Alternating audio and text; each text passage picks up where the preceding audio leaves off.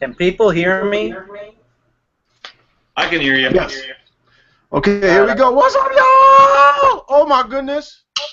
We have done it again, pulling it out, getting it done. We are jam-packed to the rafters, to the gills, and whatever else you believe in or whatever you pray to in Allah, Jesus, and Buddha. All right, so we're going to go. We're going to introduce everybody. I am your host, Coach. I'm going to hold together this rabble of nuttiness. With me, as always, my partner in crime, Big Rob from the Deadzone podcast. Yo.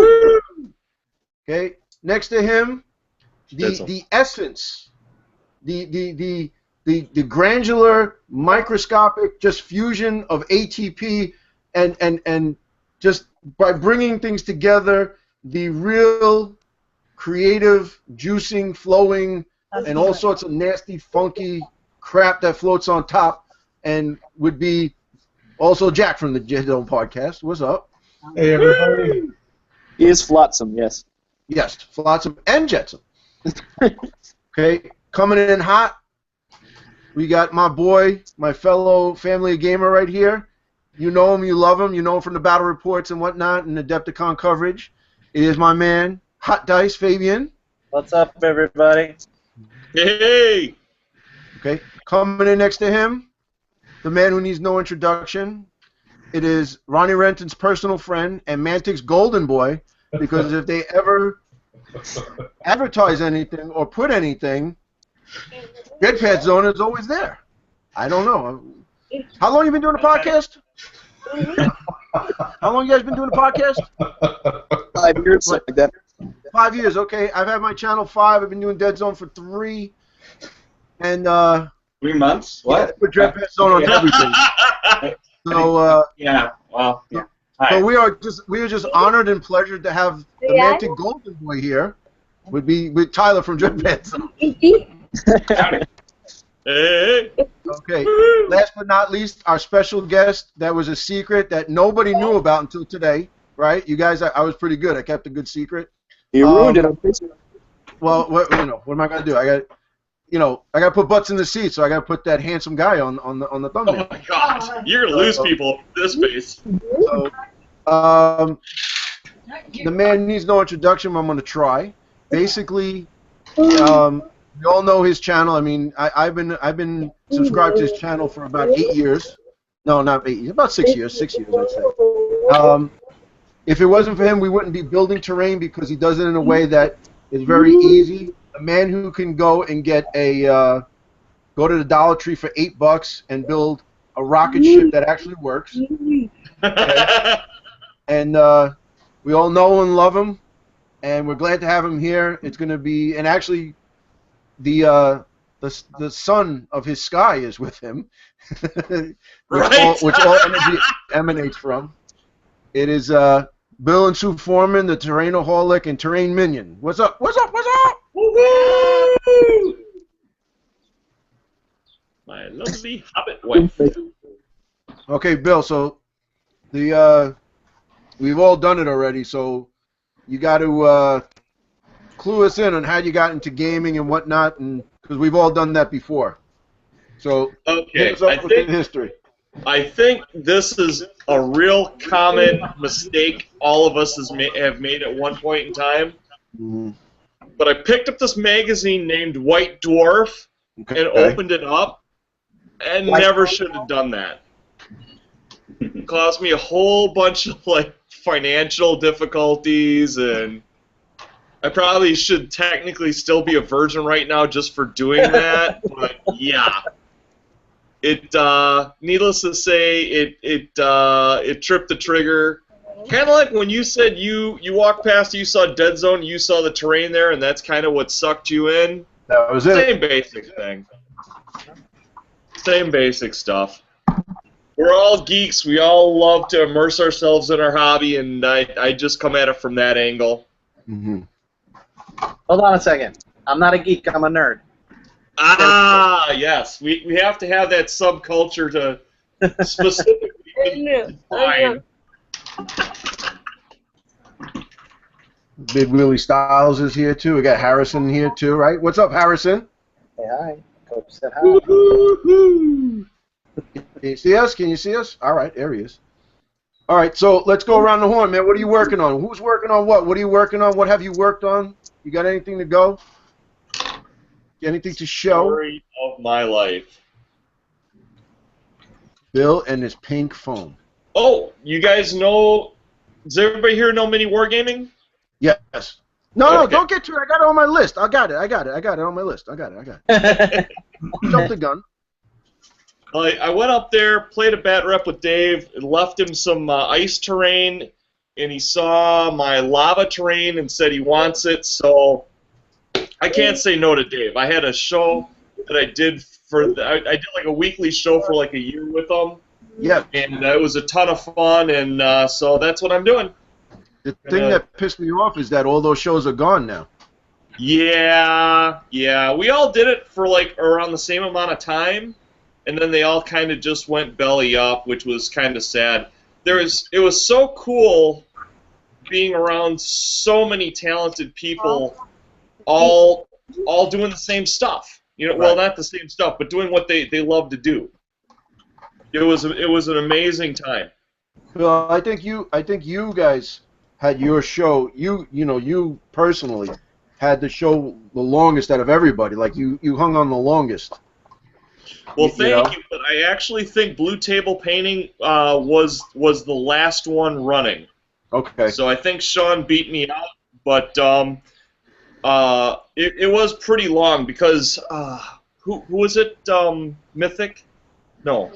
Mystics was the guy that was in charge of putting it all together. Yeah, Jed. And Mystics said it was just me and Blue Table Painting, and then I think like my hours changed or something, and I just couldn't do it anymore. But it was so much fun to be involved with all these other talented people. It was very, very humbling. It was cool because it was you, it was Les. Chung had Les was awesome. doing his show. You know. Wargamer Girl, Right. Greenlee. No, she had a show. I don't know how long it was, but she was on there as well. Yeah, she wasn't on that much. Okay. But the problem was too. I think when Chung was doing it, I liked the show a lot. But then they started really going into War Machine, and I didn't play War Machine, so I mean, I love those guys, but it just got ponderous after a while. Well, now they're into Malifaux, I think is what they're playing a lot of. Which You mentioned I can't wrap my problem is I have a hard time learning rules.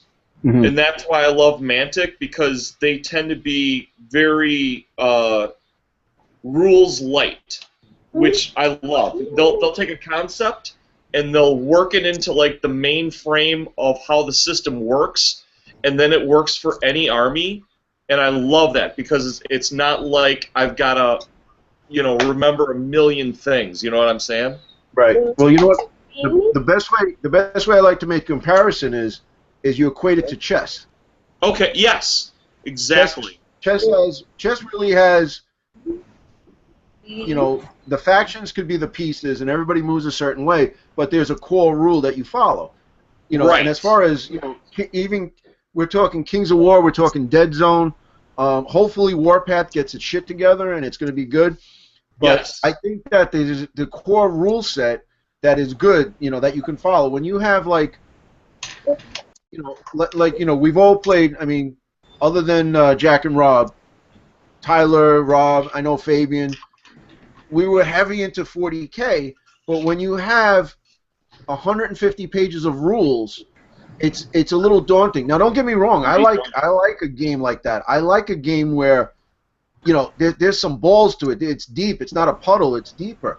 But then on the other side with Mantic, with let's say Deadzone, 23 pages of rules per se, let's say, and it's easier where it becomes tactically more than it becomes more rule centric, as far as that. But there is a time and a place, because sometimes I want to have a hamburger and sometimes I want to have filet mignon. So you gotta kind of get in between that. And it's hard. I hear all these guys bad mouthing it, but I can't bad mouth 40K because there's a lot of good times. I mean, you could just me and Fabian met through 40K, Yep. you know, and then we basically grown our group through 40K. We got a one guy who's like one of the top X-wing players in the country. You know, myself, Fabian, and Eric went to Adepticon, and we're top finishers in Deadzone. So our group is pretty good, and that all stems from just playing the 40K stuff. Gotcha. Yeah, Matt won another tournament. He won the one at Dice. Yeah, you didn't go, right? Did you go? I was there. Oh, yeah. Did you play? 1 and 2. 1 and 2.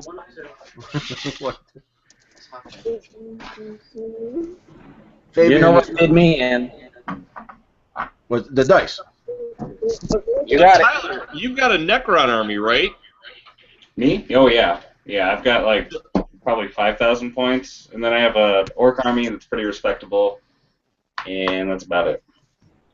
So you played 40K then, right? I'm assuming. Yeah, that's what got me hooked. And you're gonna feel really old here. 7th grade, back in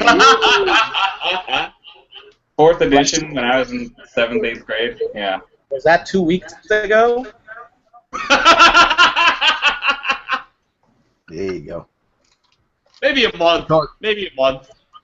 You're getting hammered tonight.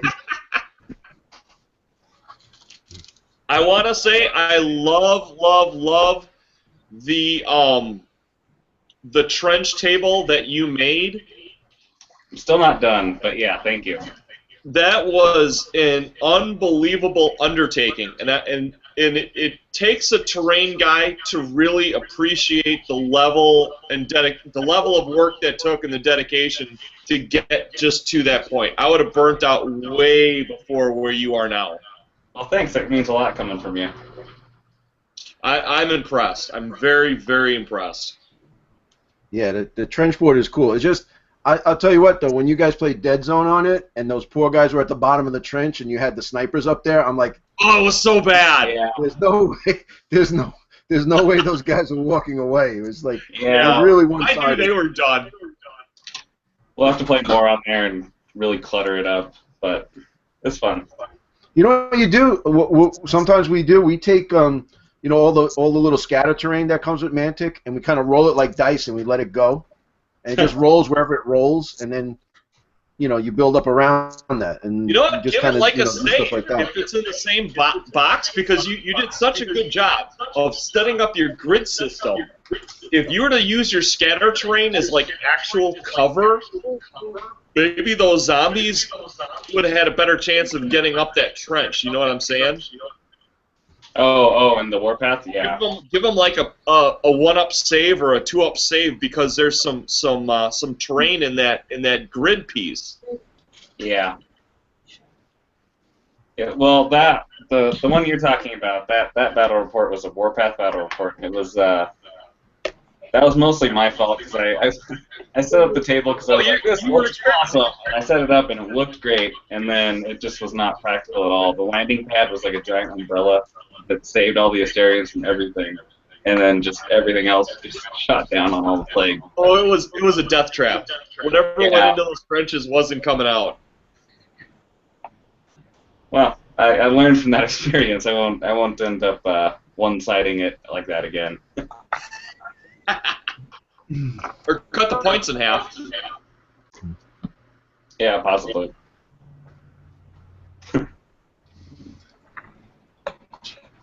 All right, so what's everybody working on? Let's go. Rob, what are you working on, other than that beer? I'm working on some rum. Some rum? That's about it. You? That's his drink of choice. Jack, what about you? You working on anything? So. Actually, no. I did all my painting during the week. I finished my aberration. Did some. Ooh. I remodeled it. It's standing up now. Oh, you changed it. Yeah, I have to change everything. I have to. And I did a bunch of Veermen, and hopefully we'll be able to knock out another game tonight. Play some more Deadzone, some Veermen. I have nothing in front of me right now, so I'll just be paying attention. Oh, because you got a lot of work done last time. I did. I got maybe, what was it, 6 peacekeepers all glued, and I got a lot done last time. Yeah, I mean Rob got the whole Kickstarter done, but I know you had a lot done too. You guys have been working hard, all of you guys. That's a ton of figures that we all got. Yeah. Yeah. Phasia, what are you working on? I'm building vermin, pathfinders, peacekeepers, and my Avengers. Oh, yo, those. Will you send me that text? Those are awesome. Yeah, and I got my X-Men too. All And the right. aberration. It's an aberration. I see Harrison. Where's Big Willie? There he is.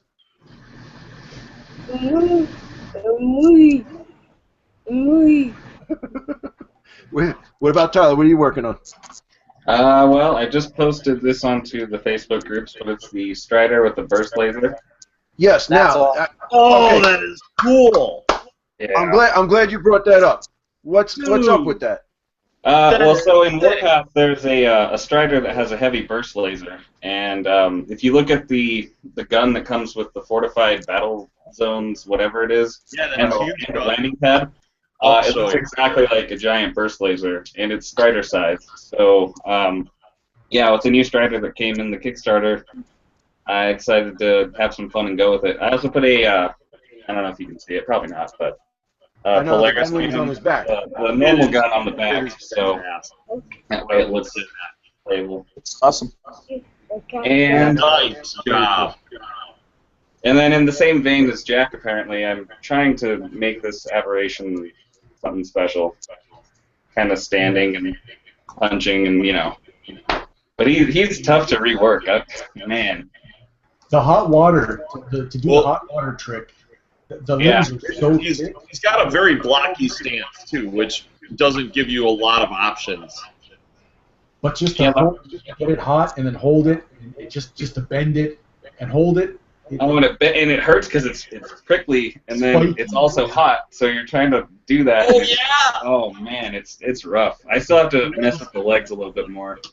The legs, I think I got the arms right. Zombie. I could get him to stand up if the legs were a bit thinner, but those arms are beefy. Those are some. Oh, the arms. Well, and they're posed like this, like they're. Right. So it's really tough to bend them, and then when you bend it, it looks like it bends in the wrong spot. So it's that's challenging. No bone structure. That's all right. You know what, you guys? Stand them all up, and then when I play you guys, I'm going to have line of sight on them, and I'm going to wipe you out, so that's fine. Stand them up all you want. Stand everybody up. That's okay. But they're Put gonna them look on bad, rocks. so. Put them on rocks. Put them, make them taller, so no problem. It's not like an aberration's hiding. I will. Yeah, it's not like you can hide an aberration. Exactly, Rob. Big. That's fine. No problem. When you guys are pissed off because I'm blasting you off the table, not a problem. Just keep building them up. Put them on like boulders and stuff. You know what I'm saying? It's better to look cool. Why does Coach always play Forge Fathers? Well, you know what? I'm breaking protocol. I did all my vermin. I'm getting it. Oh, look at that! So Nice. Sexy, man. and I used Love that big one with the drill. That's the nightmares. Nightmares. Those look awesome. Trying to get some. Those look sick, dude. Yeah, they came out pretty well, and I like the wiener colored tails here. My daughter's laughing. There's Jack's nightmare right there. There you go. Oh, that's cool. You gotta make more noise. Yeah, Well, the listen, twin drills is definitely the way to go on those guys. That's For Yeah, sure. the twin drill. I'm thinking the twin drill, and then the guy with the one drill and the ray gun, just to give you a little bit more. But you know what though? Their stats are terrible. For what Really? they are, yeah. Compared to like a Ripper suit. Anti-vehicle, or what are they? All right, here we go. Hold on. Big guys, but if you compare it to like a Ripper suit, they're like the same point before you add weapons, and then they're just not nearly as good. Yeah, but not for nothing. The Marauders, they you know what? In version 1, they were way too OP because they were so. And I know Eric's going to give me crap for this, and I don't really care. They were so OP as far as taking them for their points cost. They were so undercosted, it was sickening. You know what I mean? Come on. Yeah, no, I think they're in a good spot right now. I'm just saying that. No, they are. They're Ripper Suit Army.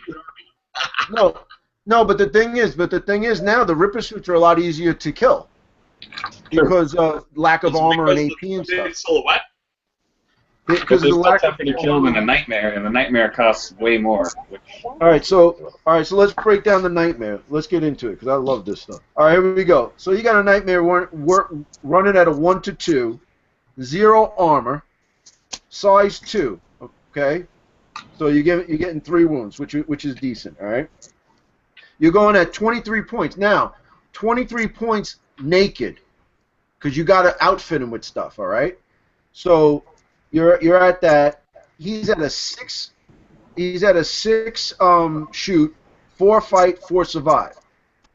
That's where it goes. So you're not shooting with these guys. Don't even bother with it. All right. Here's the thing. If you look at it, the big drill is only 5 points. AP 1. That's the one drill. The two-handed drill, which is the big drill, which you're never going to take. You're never going to take it. All right. 8 points. It looks so cool. It looks awesome, but you know what? Put it on his back like you do with the Genlin. All right, he's got a VP of 1, range F, AP 3. Okay, so I think that they're setting that up for Warpath. That's just, you know, AP 3 in Deadzone is almost like, and you know what? The thing that sucks, and I'm still pissed off about Deadzone, is that even if you have an AP weapon, you get a Plague Dog that could lay you out because AP doesn't work against him. I don't know. I just don't get it. You know what I mean? And then, all right, so now you get the Paradrills, which is the Shiznit. It's only 7 points. It gives you 1 extra VP, AP 1, but you get Frenzy 1 with it. So there you go. There it is right there. There you go. So what I'm thinking is you get the big drill. So like I did, the guy with the he's got a ray gun, okay, which is still range 4. Weight of fire 1, okay? So even with a crappy stat of a 6, you're getting weight of fire 1. So you got to get at least 1.2, 1.5 hits in there, all right? And then the two-handed, the pair of drills, 7 points, 1 victory point, but you get an AP1 frenzy 1. Anything that gives you rerolls of dice is just a sweet positive in my opinion. Yeah. That is huge. What says the common folk? Well, now is this any dice of your choice, or is it? So you're at 23 naked, and then you got to add the other stuff. So you're looking at the heaviest, the most expensive thing is the two-handed drill for 8 points. Big drill is 5. The ray gun is 3. And the Paradrills is 7. So it's not terrible. So you're looking at anywhere from like 24 to 30 points. 2 victory points. Actually 3 victory points after you kid him out with something. End up kind of being like the Viridian Strider, really. That's their tough guy, right? What was that, Rob? It's like the Viridian Strider, you know, an Iron Ancestor. That's kind of their version. So you look at it, it's pretty much the same points as less, but not by much. Right. Less hit points. Yeah, I don't know. Between him and the Night Terror is really giving me issues. Yeah, they're not very good, right? Well, all right. So you're at 26 points, but they're 3 victory points. 0 armor. You have the one with the size. So basically, there's a combat one and there's a fighting one. No shoot stat. 4+ fight, 5+ survive with rampage, which I hate rampage. Okay? Jackson can make a rampage run. What's that? Jack making a rampage all Rampage Journal. Yeah, Rampage works until you roll that 1 and 2. That's the best thing ever. That's So me. now, Do you know how they... Do they have a formula for assigning points, or is it just a gut call? I think what they said is they go with the basic enforcer, the 16-point enforcer, and move from there. Okay, so that's your water line, essentially. Right. Okay. But I don't. So I don't basically, see, the formula is from the gut. right from the gut. Absolutely. Yeah, So I don't know. it's kind of subjective. Because if we were talking Kings of War, I got some issues with the Dust Army on how they came up with some point values there. Because I'd like to question how they came to that number, but I'm not. I consider all of you guys my superiors when it comes to strategy and gameplay, because literally I've only been a tabletop gamer, I want to say, for maybe 1.5 to 2 years, and all of you guys strike me as veterans by comparison. I don't know about that. I'm in Deadzone 2 yet, so I can't say much. But I mean, just in tabletop in general. You know, most of you guys probably cut your teeth on 40K like at least a decade ago, if not 20 years ago. So 20 years ago, yeah. Tyler's smirking over there. Yeah, I think I started about 20 years ago or so, you know. Rolling dice out of the womb. Pretty much, yeah. I don't want to see that. If D20s count, I've been doing it for very long. Yeah, same with us. We haven't long miniature. But you six-siders, you guys are kind of new to me. 8-siders, this is a Deadzone hangout. True. See you more. Love you. Good night. Hey, All right, so before I forget, if you don't mind me jumping in, anytime. one of the things I wanted to happen, and I don't want to forget, so I want to throw it in early. We've got a bunch of people here that know a lot of other people, and since this is kind of Mantic-centric, I want to throw out 2 channels that are kind of Mantic wargaming channels. And if you guys know other ones, I'd like you to throw them out there, just so whoever's watching, just help grow the community, because we're vibrant, but we're still kind of small, and I just want to see us continue to grow and grow and grow. Absolutely. So first and foremost, I want to congratulate Coach on getting 1,000 subscribers plus. I was there the night that it happened. It was amazing, and I remember when I got my first 1,000, I felt like I was on top of the world. So first things first, I want to congratulate you, Coach. You worked long and hard for it, and it was a sweet thing to see live. Yeah, it was cool. I appreciate your kind words that night. You're like, "Oh, you're 1 away." I was like, "No, we hit it." "Oh, no, you did hit it." So right, yeah. Awesome. It was like watching a sports event. It was so cool to see those numbers climb. Yeah, it was. The other 2 channels I want to point out is a friend of mine who just recently got started. His name is Jerry, and he started a channel, and he just crossed his first 100 subscriber mark. And his channel is called Ultimate Power Gamer, and he does Kings of War. And then I have another friend named Aaron, who is with Cool Guy Nation, and he is at about 2,000, and he also does Kings of War.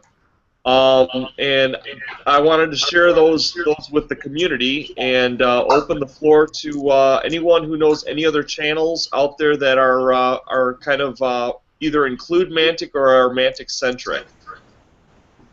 There's that one Deadzone, I think it's called. That's all right. It's okay. Did you say the Deadzone podcast? Is that what you said? On No. Podbean, I think that one. Or was that what was that one? Oh, Would that be the ultimate in Deadzone Entertainment on your iTunes and deadzone.podbean.com, the one-stop shopping for all things Deadzone? Was that what you're talking about? That's Probably. I think I've heard of that. Deadzone Podcast. But yes, Tyler's Dreadpath Zone. That's the best. Other than Coach, of course. Obviously. well, it's definitely Mantic's favorite. I gotta say, it's definitely Mantic's favorite. Yeah, I mean, I didn't even try to plug it with them. They just kind of like Don't Mastercraft. rub it in, Tyler. No, you know, Tyler, it's not. We're gonna listen. It's called Bustin' Bulls, so you're gonna get it. I know. I'm just saying, like, it was a surprise to me. Like, I got the update and I was like, "What?" And that's me. He goes. You put out the Warpath bat rep, and it's like, yeah, you know, we're doing these bat reps, and we're tightening up the rules. Oh, by the way, check this out. And then it was, hey, we're building terrain and everything. Oh, check out Tyler's jungle board. Oh, we're doing Deadzone. Oh yeah, check out Tyler's. I'm like, holy crap! What the? What the hell? I just got that charm, you know. I'm just. He did build that. Actually, it's probably all Tim. Honestly, it's probably just Tim's witty, silly comments. And pictures you have of Ron and naked. Tim is the. I think. What's his name? He's the. God, he's the Stephen Wright of the wargaming world. With those You know what quick Tim comments. is? Tim is the Matt of mini wargaming for Deadzone. Yeah. What? No. Are you kidding? Am I wrong? Way more serious. Am I than Tim. wrong? Somebody tell me I'm wrong. I see I the don't think correlation. so. Tim always seems a little bit reserved, you know, a little bit holding back. Tyler is, you know, little, you know, more forward, a little more energetic. I don't know how you want to describe it, but I don't know. Tim's got all the funnier comments. yeah, I'm gonna get de-invited. Although I don't want to tell Tim any of that. that is You know, true. his head will just inflate. And Yeah. Yeah, what we say too, Mastercrafted. I like those guys. They play in the. You talk about Garage Hammer. Well, that's what I love about you, Coach. You are so like not. You're like Caleb. You're an older version of Caleb. That's totally accurate, I would say. Caleb from where? Caleb from Mastercrafted. Oh, okay. I'm the older version. What? You are definitely the older version of Caleb. When Caleb gets older, he will be just like you. Yeah, if he's lucky.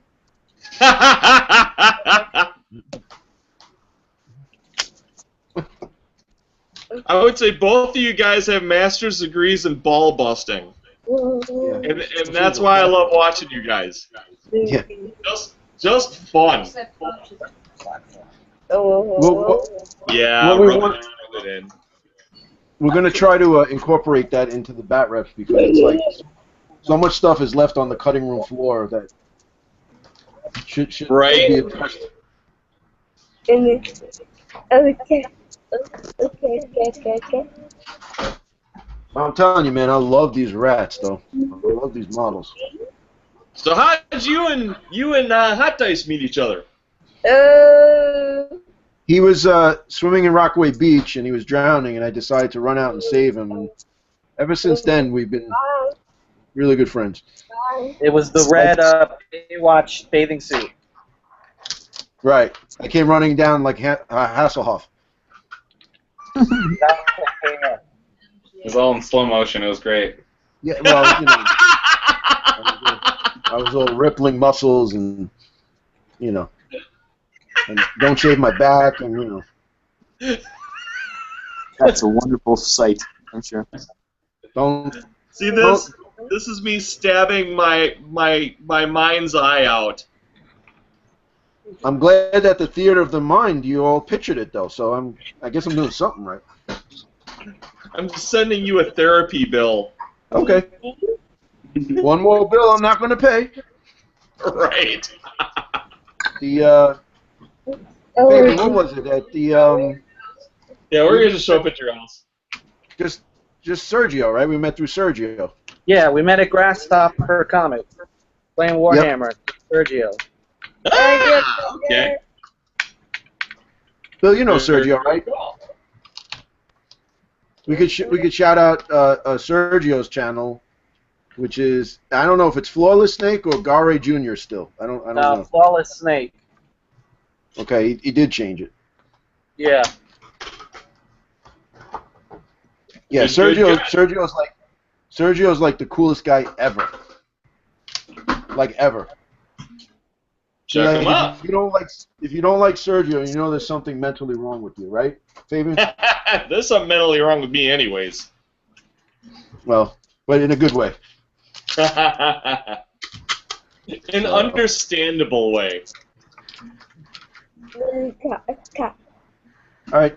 Did you guys put together your like creepers and stuff? How do you keep the frickin' tails on? I keep touching them and they keep falling off.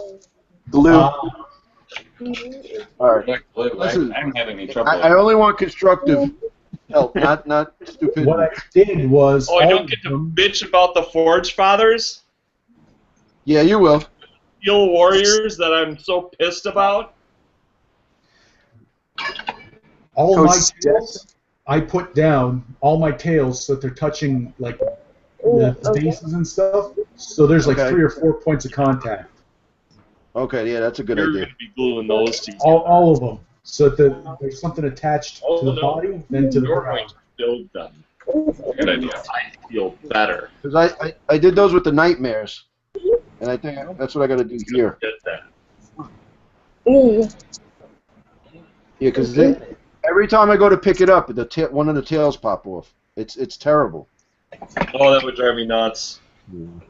And I just glued my fingers. Does anyone agree with me when I say there should be no more, like, gun... Well, I don't know which is worse. Having a gun connected to a hand with a hand on it, and then you've got to have 3 pieces to try and glue together simultaneously, Yeah. or when they have the 2 arms connected to the gun and you're trying to fit it onto the body and glue it to the torso. I'm not sure which is worse, but oh my god, that's been painful. Yeah. So if you have a guy with a two-handed like a rifle, like a machine gun, so you have the 2 arms and then the gun. It is the worst. If they can just make that all one piece that you slide on, kind of like heat it up and like scrunch it together then. yeah, like a U-shaped thing, and you just kind of put it on there. That would be fantastic. Because I know what you're saying. Because I was texting Fabian and Rob, and I was just like, I'm throwing these out the goddamn window. Oh, Yeah, I know. I am so there with you. Does anybody have the original one-piece Forge Father guys? Oh, I have like 50 of them. Yeah, I got a bunch of them. And you know what? I didn't have to assemble a damn thing. It Yeah, was but amazing. Those are actually the models that get the most flack because they're half Kings of War. The legs are. Right?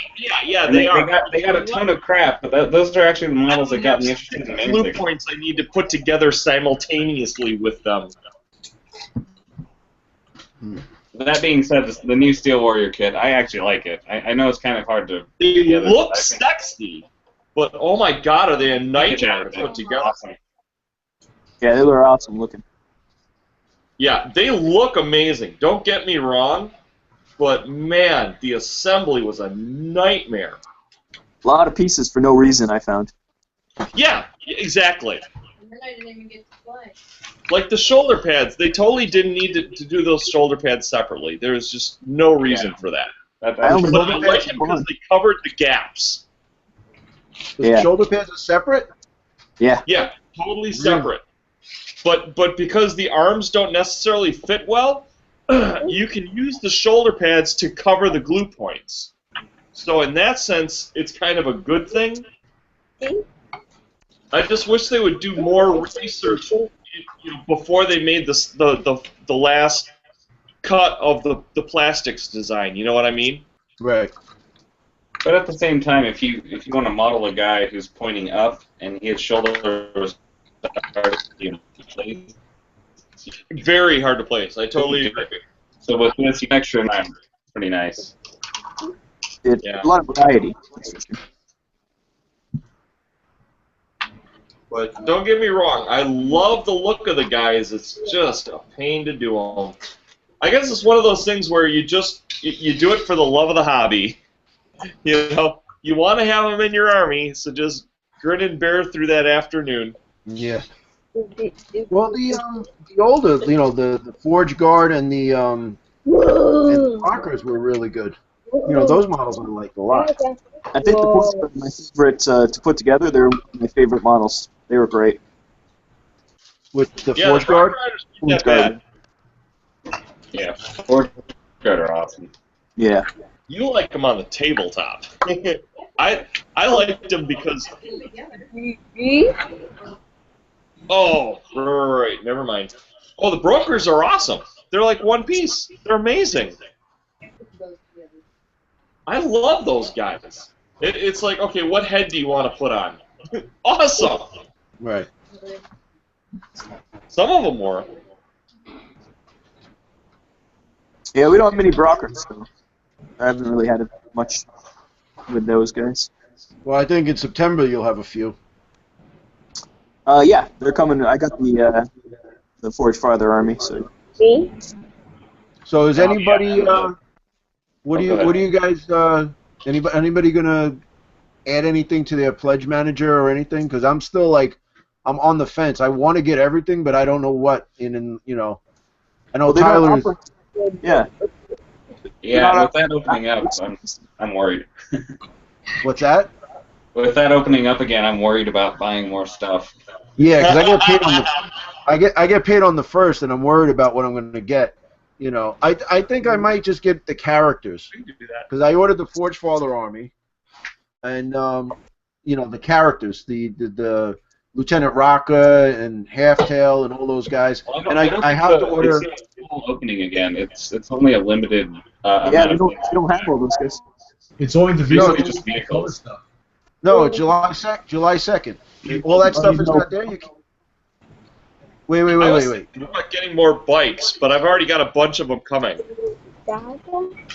Wait, I think it only reopened for a select few items. I think it's just for the vehicles. Yeah. Really? That's right. Yep. Sucks. We wanted so I more can't get... birds and bursters, but They wanted to sell more vehicles in the Kickstarter than they did. I bought a lot, so I don't know how they can want more. Yeah, you went ultimate tyrant. You went... That's pretty free. We got to make the rules for Deadzone, though. Yeah, I really want rules for all the stuff, especially GCPS. GCPS and Deadzone just sounds like a blast. Yep, we just got to Like do it half of ourselves. those short stories, like almost all the short stories are GCPS guys. Yeah, but that's gonna initially discovering how crappy their lives are gonna be, and so. Yeah, but they're definitely, because they said that all the characters are going to be in Deadzone also. They also said a lot of things that haven't happened. So. Well, yeah. We're just gonna make our own rules, folks. That's all it is. Us people right here make the rules.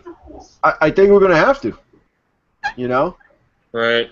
Because you know what pissed me off is when they did the basic rule book and they put that whole Merc section in, and it's like, don't worry about that, don't pay attention to that. What's the way? What's the point? We just had that conversation today. We just discussed that today. The time where them putting in, cut and pasting into the basic rule books, the mercs and stuff that are still broken, still from the first iteration, and yet they couldn't get a formula infestation for the plague. Mm-hmm. I don't know. But of all the armies, one army wasn't in infestation. Like, that's kind of weird that they didn't put plague in there. I don't care if it's coming later. They should have still added something, like a Kish army or something. Just not one army. It wasn't like, okay, we're only putting 3 armies in because this isn't Nexus I. There's only 3 armies competing. Okay, I can see the other 3 take it back burners. There's no Marauders. There's no Rebs. Whatever. But just to leave one army out. Just one army. Yeah, it was an F. When they said, I think what the thing was is that the XM4, the infestation, is centered around the Veerman, and then they're going to have another one of these things. Yeah, but when another one comes, guaranteed the Veermen are going to be in another one. Like it's one. They should not exclude one army from every book. Like include everyone. Some people only play and they got stuck from infestation. Right. It's really how hard. Yeah, you kind of have a point there. But I mean, you could probably just swap points out. I mean, it's just a battle force. It really shouldn't, Well, it's not like a rock paper scissors thing. Well, it's the I think every army is viable against another army. Well, it is now. Yeah, theoretically. But we want the elite armies, like with the Merc as the leader, right? And the Plague just got screwed. And they had Kish or Simmons to do. I can understand saving Simmons for the for that other book, for the Nexus I book, but Kish, she's not doing anything. She's sitting there doing nothing. Yeah. Well, look. All right, let's do it. Ready? You're gonna make your own. No, I'm saying let's go down the list. Really quick while we're talking about infestation, the thing that bugs me in the infestation book is they have pictures of like enforcer jet bikes and dog drones all over the place, and they're not in the list. Yep. It makes no sense to me. Well, that's a bummer. It's like why do they have pictures of them all over the page and then they're nowhere to be found in the stats? It's like, come on. All right, here you go. I'm with terrain you. color, by the way, with the new terrain pieces. Wait, look at that. Totally. You see what I mean? All right, so you got jet bikes here. Jet bikes here. You got it's backwards, that's why. Two dog drones here. Right. Not and just one, multiple dog drones. Right. So, there's 2 dog drones. So you can take a Pathfinder's specialist, enforcer specialist, medic, and a strider.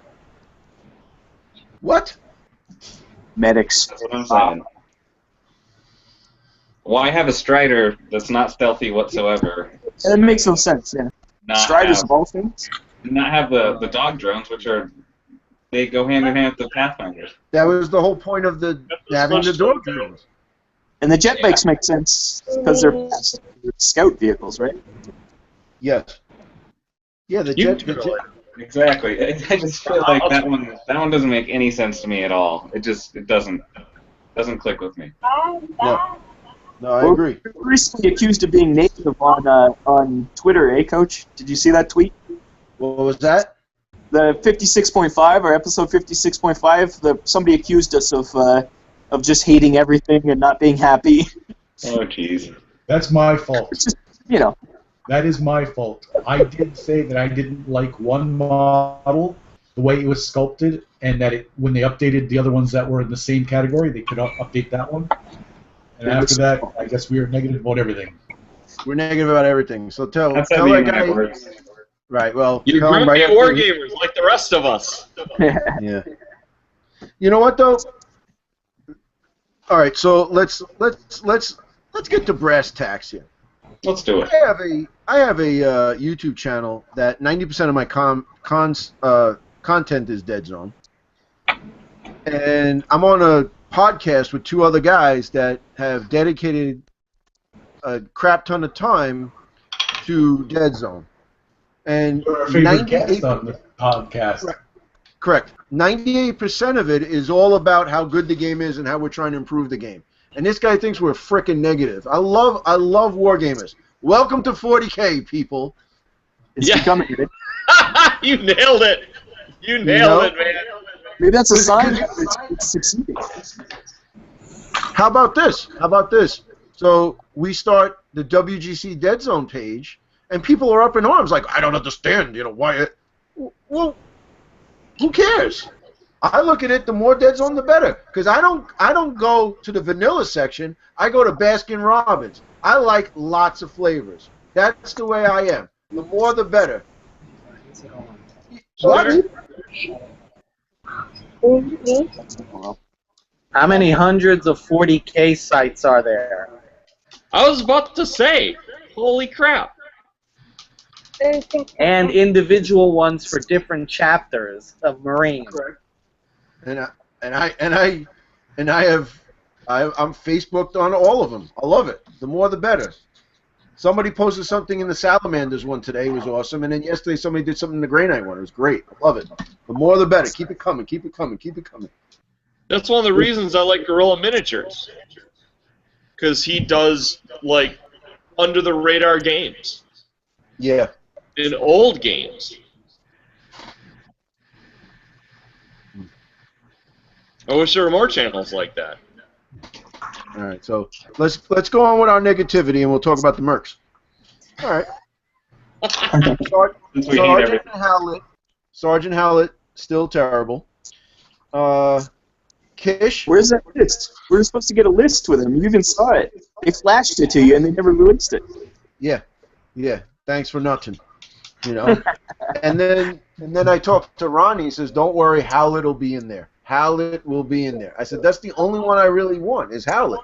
He goes, "Don't worry, the next one will be." As like examples. I mean, every time Jake ever talked about, oh, we're gonna rework things, like Sergeant Howlett will have an army of guys who assault things, and then you're like, oh, cool, that sounds awesome. And then they never did it. I mean, hey, this is what's pissing me off. I'll show you what. Look. Look at him go. we got him all riled up now. Yeah, he's getting fired. You can have that list for $29.95. Do they ever do like specialty things with any of these characters in Iron Watch? They should, like a but they Saving don't. Private Ryan kind of thing. Look, this is what's pissing me off. I got this, I got this, and I got this. I got 3 of these. You heard that, Jack? I got 3 of them. 3 of all them. right? And 3. And I don't want to build it yet because I don't know what Howlett's going to do. So do I build a bunch of enforcers, or do I build a bunch of assault enforcers, or do I build like an army of medics that are actually going to be good with Howlett? What's up? It's like what do we do with that? You magnetize everything, Coach. Yeah. Every single joint, you magnetize it. I'm running out of magnets. I only got a few left. Yeah, go to Mini Wargaming. They sell them. But the weird thing is when you're talking to Ronnie, you said, "Where's Howlett?" He's like, "What? He's not in there?" He didn't even realize he wasn't in there. I mean, he's in the main rule book, but they just said don't pay attention to that. So, all right. So Kish is here, okay, and she's all right for 16. She's not bad. They changed her backstory. They changed everything about her. They don't even mention her being a plague anymore. Only that she works for the plague, but it doesn't even say that in her little description. No, it just says that she's raised by a fierce matriarch of the old warrior clans. Now she stands alone, fighting to uphold the honor of the Saphir, but she only works for the plague. Exactly. Makes no sense. Because her backstory was she got bit, but she's not a plague. She realized she's changed. Yeah, right. She's awesome. She's the Daywalker. And that was a fantastic backstory. That was a really nice addition to that. It's gone, but it was something. It's just not mentioned anymore. It's like weird. That's like what happened here? What? No, look at this. Don't look over here. They changed it. All right, Edit Premier comes out eventually. Yeah, Edit Premier is still terrible. Chief Rodgard is okay. He's but he's 40 points and 5 victory points, so no one's ever going to take him. Boomer's still the same. Actually, Boomer got a bunch of stuff in the FAQ for whatever reason. Well, no, just the only thing was he's got an unlimited amount of of grenades. So that was an issue. I don't see why that was an issue, but whatever. Yeah, I never thought it was All an right. issue either, but Yeah. The Hellfather is still pretty terrible because he has this awesome Xerxes cannon, range 6, AP3 heavy, it burns, but with a shoot stat of 5. What?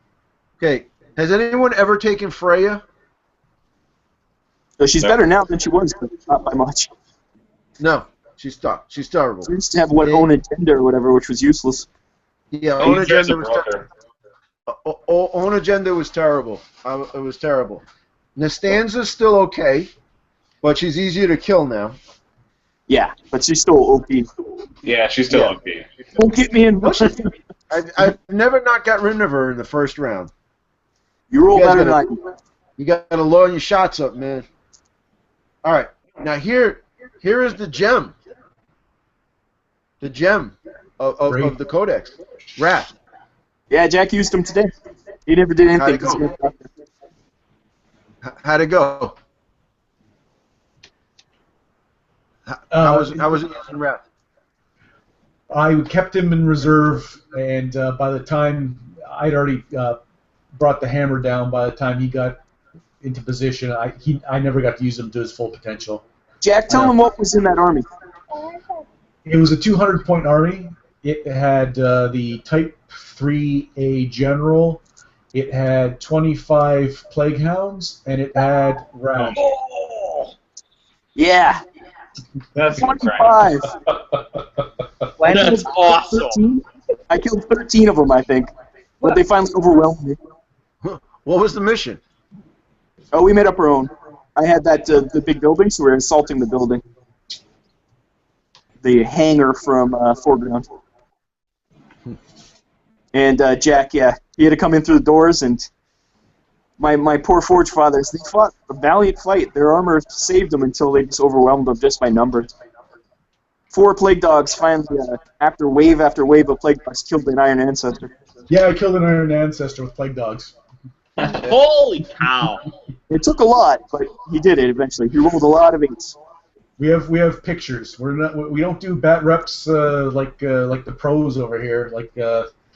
But we took some pictures, and they'll be up on the next podcast. 25. I can't even picture 25 Plague Hounds. No, you'll get to see the pictures. It was a lot.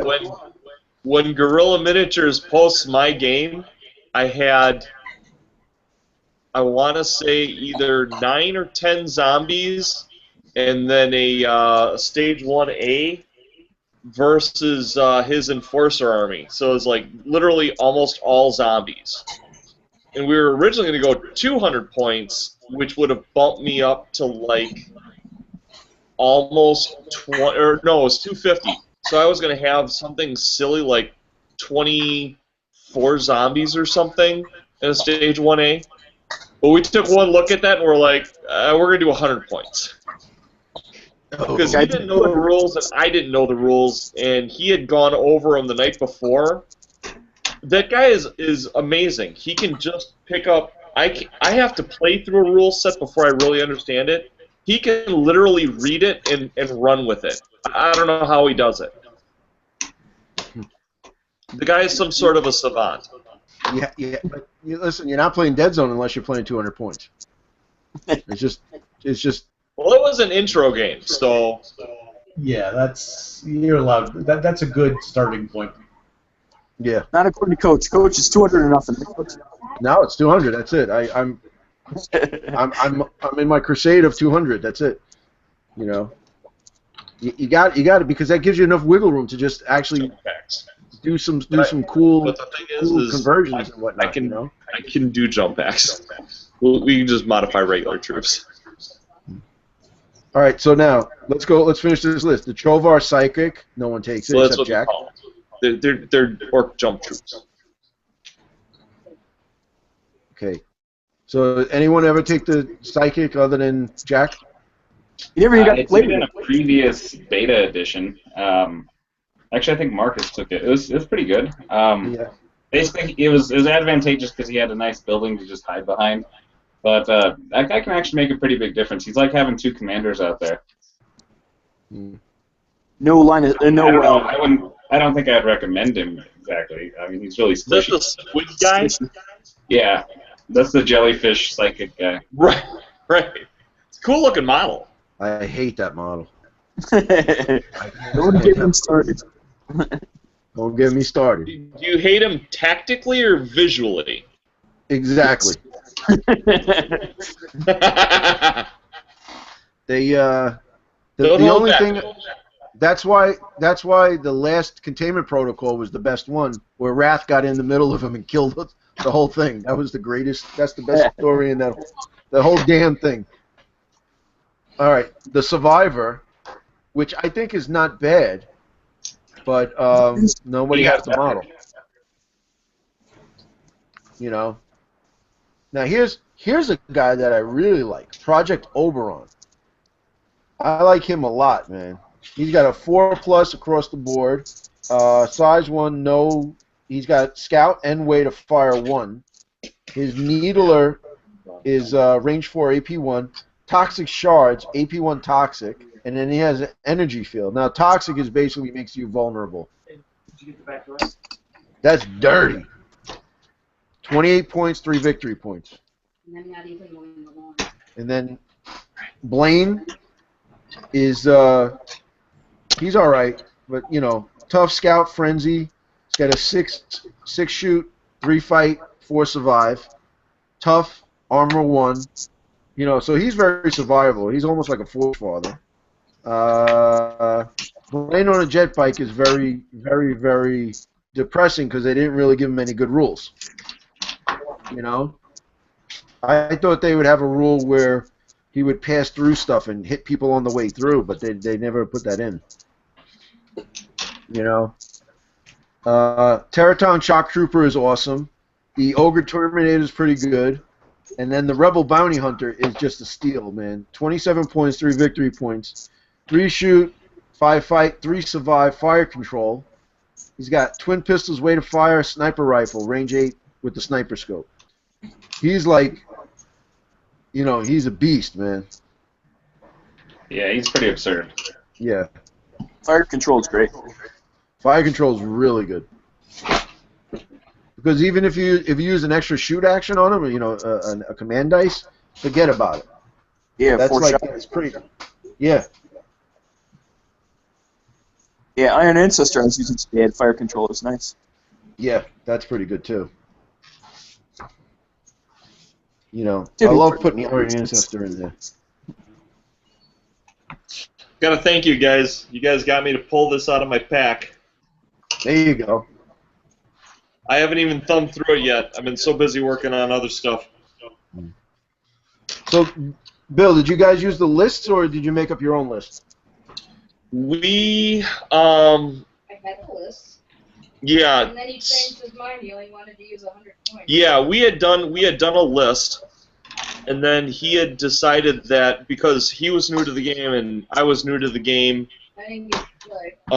that maybe we should go with 100 points, and so he basically put he put a small enforcer group together, and I basically went for a zombie horde with the stage 1A.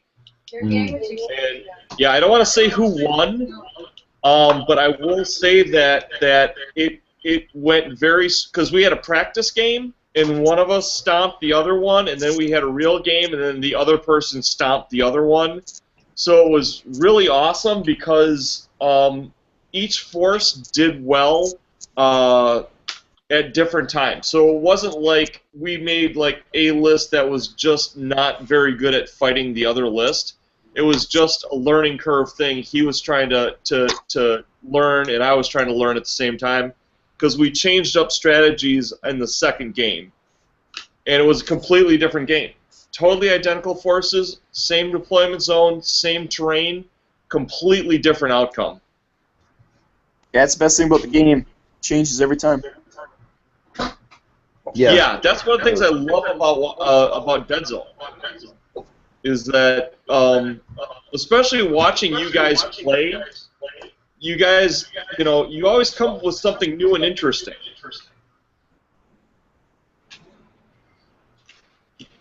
Well, I know when I'm making my list for the battle reports, I'm trying to just come up with stuff that's different, just for the hell of it, you know, to make it interesting. Because if you see the same army every time, it gets boring. You know. Because it's easy to fall into, you know, this is the army I'm used to, and you just see it in bat rep after bat rep after bat rep. Right.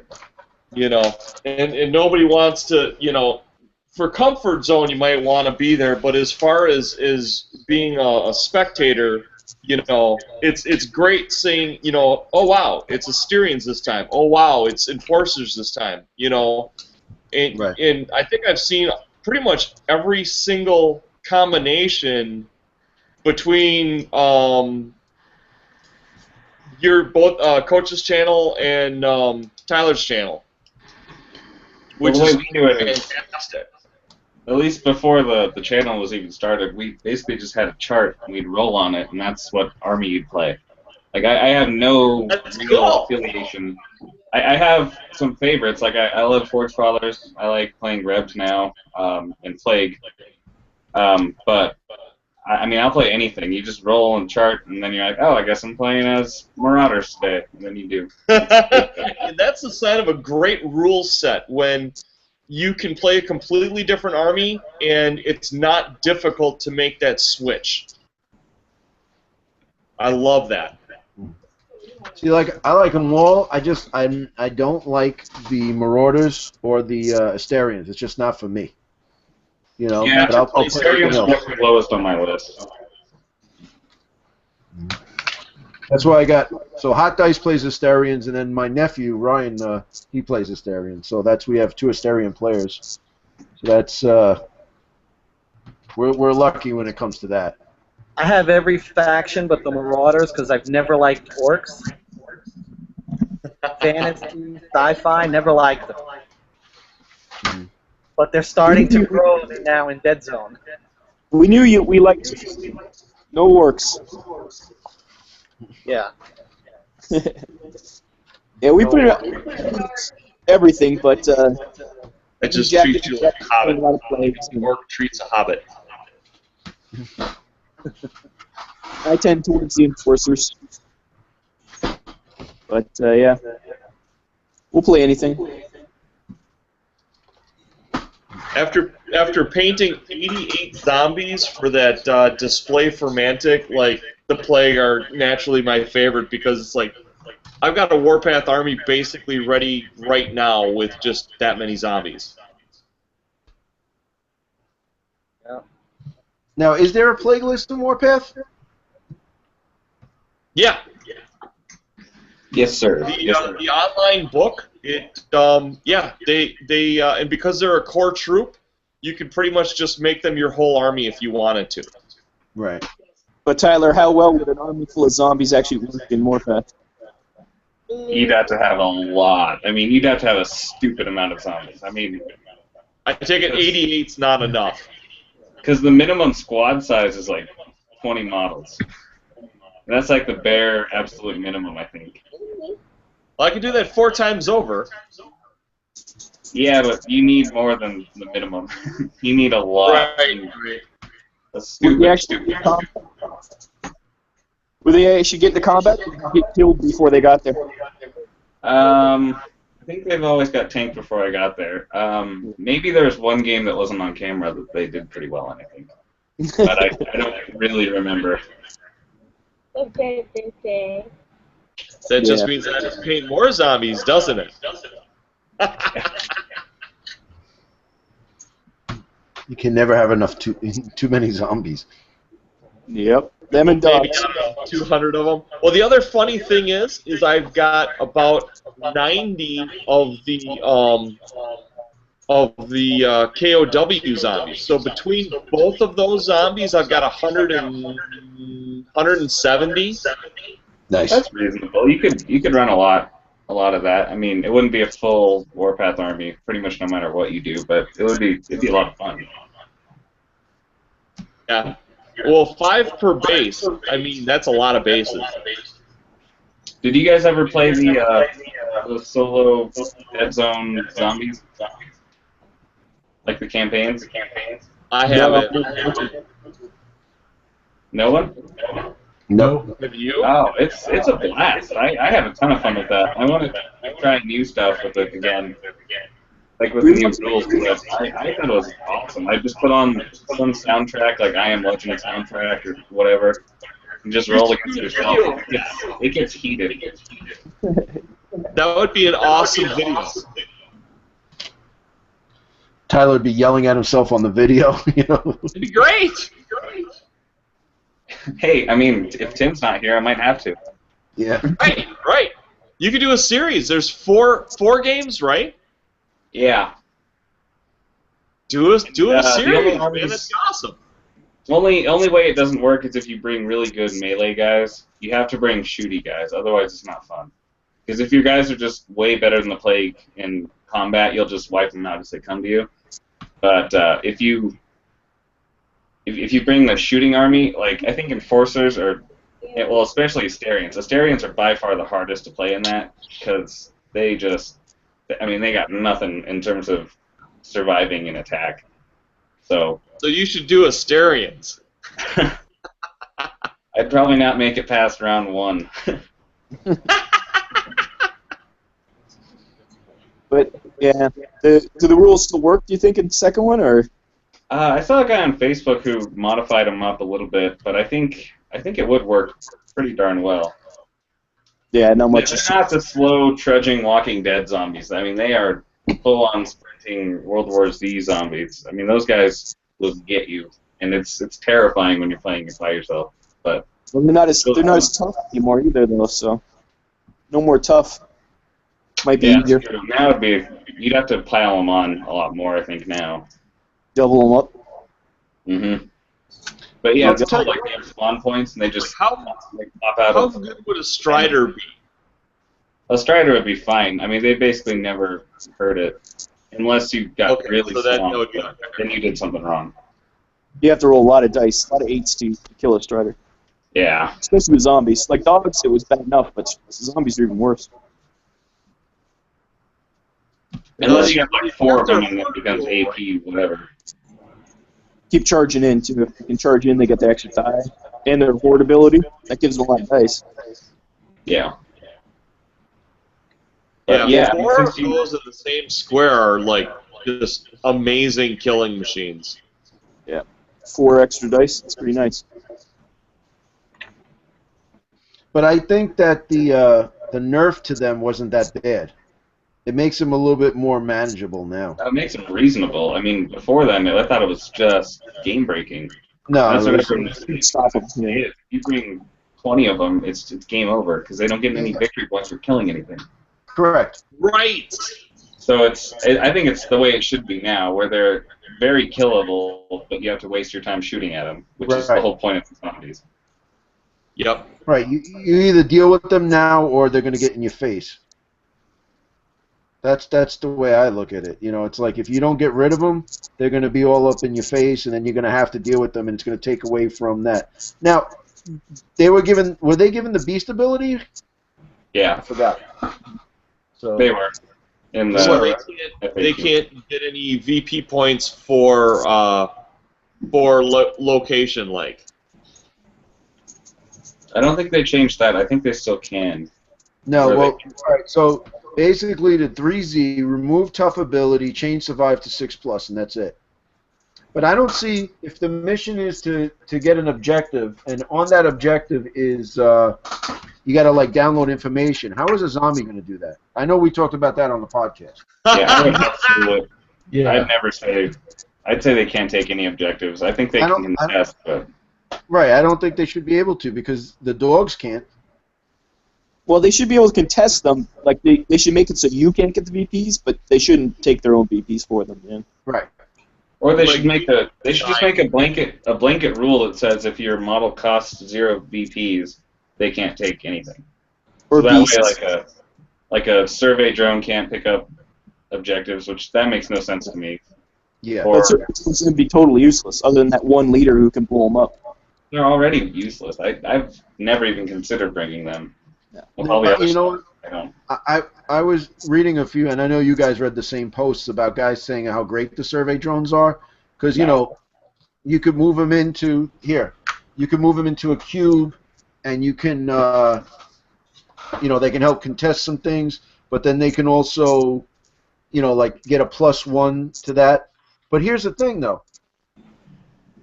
In the specialists, for them, right? You can take a Teraton, a Lancer, a Rin Nomad, or a Sniper. Okay, why would you take a survey drone? Yeah, exactly. It's So between the Z's and the survey drones are just useless. Yeah. And the survey drones in version 1 were great. They had a place. They They were awesome. Yeah. +1 to blaze away. If you have 2 that had line of sight to the target, you get a +2 to blaze away. Now you don't get anything for it. That's the one thing I wish they would have kept, that like they would do something. They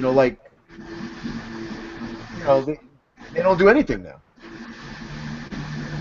They're like tits on a pole. They should give them something like the tag ability would be cool too. They could just pick out a guy and then you can shoot at him. Works like a tag. I mean, it's basically just a flying camera. I don't understand why it wouldn't be able to do something like that. Right, because remember it was a spotter. Yeah, and that was great, but now that was great. Who cares? And also the build was for the Rebs, even though it was tough to do in version 1. The build is you take 3 or 4 survey drones because they were 3 points apiece and they were troops. So you would kit them out almost like the zombies. Yep. Take cheap troops and then you can get all specialists in there. Yep. Now they're specialists. What's the point? If they were still troops, they'd be all right. But they're not. They're not. That's why they should be troops just like the zombie troops. Yep. Just fillers so you can take them and get your specialists. Right. Get your vehicles. Because the Rebs troops suck. Yeah. They're terrible. Useless. They really are useless. Between you take the I guess it's the the human trooper, the Ben Kenobi guy, right? The Yindage are good, but they die so easily. And Yindage used Agile, which was awesome, and now Agile sucks. So. Yeah. They do have a slightly better fight stat though now. I think they did before too, but it actually does end up mattering sometimes. Because having that 6-up fight is guaranteed dead, but 5-up fight means you have a chance. Slightly, yeah. But a 6-up fight compared to a 6-up save is tough. Oh, yeah.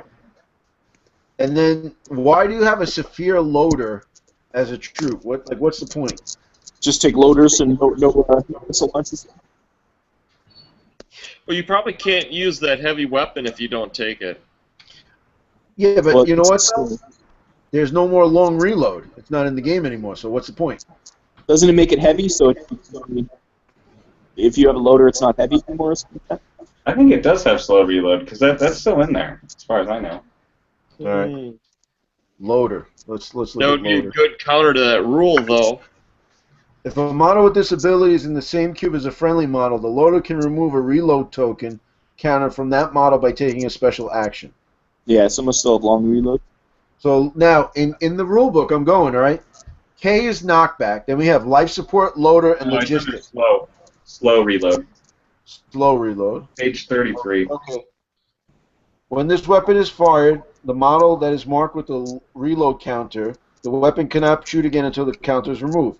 Removing the counter requires a special action by the model carrying it or by a model with the loader ability. If the model has the other weapon, then the penalty only applies when using the weapon with slow reload. Okay. So if it's it's 3, but you can only shoot it once every other turn. Okay. Show me in here where there's a slow reload. It doesn't say it on the missile launcher? On the Revs missile launcher? Yeah, Revs missile launcher and the Plague mortar. Yeah. All right, hold on. Slow reload. Hold on. Missile launcher. Yep, slow reload. You're right. Son of a bitch, I missed that. It's not a weapon, but... It just makes it such an expensive model. I mean, because you got to pay for it twice, basically. You got to pay for the loader and the guy, and then by the time you do that... You Right. can just pick off And the the 6 missile up launcher. survive loader, and then the other guy's worthless. He shoots every other And turn. the missile launcher is 8 points, but it adds a VP. Range 10, AP 4, heavy reload, slow. So, heavy slow reload. Yeah. That's garbage.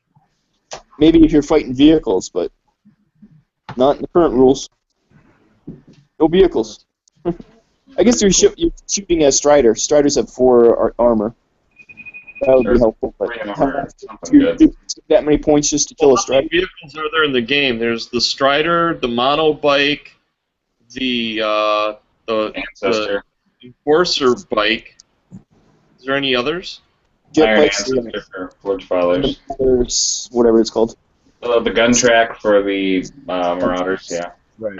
And I think one of the the drill laser too. yeah for the Forge Fathers, yeah. Yep. Oh, and yep. the flyer for the Asterians. The black shield drone, yeah. I don't think is that a vehicle though? I mean, it's not like it has good armor. I don't know if drones are vehicles. No, they're special. Construct. Probably not. They're construct. Ah. The Sky Razor. Yeah. But Oh the- yeah. the- you know what though? The drones are kind of screwed. Got screwed, and I'll tell you why. All right. So you take a drone for 12 points. Okay, 2 VPs. It's got 1 hard point. Now you gotta move over. So we're at a 12 base, correct? Plasma vortex, 18 points. Pulse bombard, 18 points. Shield generator, 12 points. So if you want to take a shield generator, you're looking at 24 points, 3 victory points. That plasma vortex kicks ass though. Yep. No, I understand, but you're at 30 points with 4 victory points. Yeah. AP1, frag 5. It's a Strider. It's their version of a Strider, right? Not as much armor. I guess that's the only bad part about it. Yeah, no armor. Size 2 at a 6-up save. Yeah, that's kind of blows for that many points. Yeah, that's a lot of points for that. But it does go. Their army is squishy. Their glass cannons. It feels with the flavor of the army that they're a little on the weak side. They gotta have the Jack, shield generators to save them. Jack, 30 points though? I'm not saying one way or the other. I'm sure I could nitpick plenty of point costs. I'm just saying the fact that they're a little on the weak side on their saves and stuff. That's See what I think they should have did was instead of having the drone and adding this stuff, just give you a points cost for the drone. So let's say plasma vortex 22 points, pulse bombard 23 points, shield generator 20 points, something like that. Or just make the points less for weapons. Yeah, that too. But yeah, it just once again, points for this game, they think very differently than actual people who play it. The rules committee. Yeah. Yeah. What was it? They said that in the FAQ about the if you can't fit all your guys into a square at the start of the game, that never happens unless you're playing like 300-point armies. Jack, you had 25 dogs today. It would never fit in a regular squares. Right. It's Or only my 200 zombie. points. Did you see the video I did about it? And I was like, do you guys play this game? Yeah, exactly. you were spot on, Coach. Playing horde armies, that's for sure. You were spot on. The two fixes for that. Both of them. One was shitty. The other one was shittier. Yeah. Like, at no point after you've set up and you've deployed is the option to then start moving the terrain to make it better. Like if you've already set up and then it's like, no, I need a building, and then you put a building there, put your snipers on top. That's asinine. And then move your guys on. To move your guys on slowly but you only have so many turns, so like if you can't get all your guys on, then you're SOL. Like both of those were such terrible fixes for something that it's pretty common. Yeah, Coach's fix was like, just give an extra square and then give your opponent an extra square. How simple is that fix? Like that was such a good. All right, Yeah, so, I really like that idea. That was the right call in my opinion. right, so if you say to me, you know, I'm playing Jack. Jack, so how many cubes did you fill up with those dogs? 25 dogs. Well, if four per person, my army had 25 dogs plus the general plus the thing, so to 27. Yeah, it's at no point was I going to fit all those into the 3 cubes or Right. the 5 cubes that any kind of any kind of deployment from the books would ever offer. So like, it's just not going to work. I was being an ass, mind you. Rob said he was playing Forge Fathers, and I knew that he was going to bring, like, he was going to make a huge army of, what was it, 6 models or 5 models, and I said, you know what, I'm just going to make a show of it and bring it for 25 dogs. Right. So I was an outlier that way, but normally I would bring, you know, 4 or 5 Type 3s. My armies are always big. Always big. I always have to then start spreading out. Okay, couple here, couple there, couple here. I don't think it's as crazy as of an idea as what they led you to believe when you read the FAQ. They say, oh well, occasionally this may happen if you're running 500-point armies. It's you know, in the distant fancy, you know, fairyland of, no, it happens. I've done it. I have done it. I love playing horde armies myself. I've done it with a 150-point army and had to make room. So like, but maybe I'm just terrible. I don't know. Well, and then the Veermen, that's the only way you can run them. I mean, if you don't have a ton of basic little troopers, what are you doing? You know, you have to. Mm-hmm. I mean, Right. when the game forces you to do it, I don't know why. I don't know who's frequently asking these questions, because it's not people who play the game. It's like, who's saying this? Yeah, some of those questions are very odd. Or stress Who's tests. asking that much about Boomer? Who cares about Boomer? I've never taken them. I love the model. I have it, and you know, you think about it, the stun grenade and the different grenades, and if you use a command action, you know, a command dice on them, it might be pretty good. But I just still never taken them. I agree, but I don't have any questions about him. I don't know who's asking the No. questions. Yeah, some of those, and what was the one question? If you move into a square, do you fight? It's like, yes. Oh, Right. the FAQ, yeah, that was weird. Oh yeah, the Rampage one, that bugged the hell out of me. It's like, obviously you can attack the other guy. That's the whole point of Rampage. Yeah. Well, Like, why would you have the aberration just run away and But, avoid everybody? You know? But you know, all right. So, but I do understand, because Tyler, you guys in that one bat rep where Where Tim rolled 1 immediately. Yeah. and That was he had the Rampage. Can that guy move into this square? Well, we said With of course four- he can. 'Cause so- why else would he have the ability? No. You know? No, I agree, but I think I will agree that just needed some clarification, because the Yeah, rule is I'm alright with that. yeah. So basically, when you're Rampage and you're controlled by the other opponent, no, I like that they clarified that. That I was okay with, because all right. So now the aberration moved into that thing with 4 guys. When the aberration goes again and you roll on Rampage and you're not rampaging anymore, you know, the opponent doesn't control it. Your first action is you got to get out of that cube, and that makes sense. That's like, you know, we're really cutting corners, you know, looking at stuff. But that was a good. I think that was a good.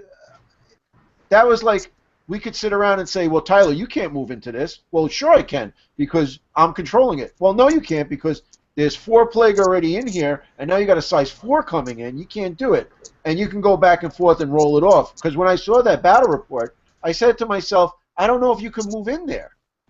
Yeah. And that was I'm glad they it was a clarified good it. I just didn't think it needed clarification. Just well, in my all right. opinion. So I thought it was pretty common sense the way it works, but it does make sense.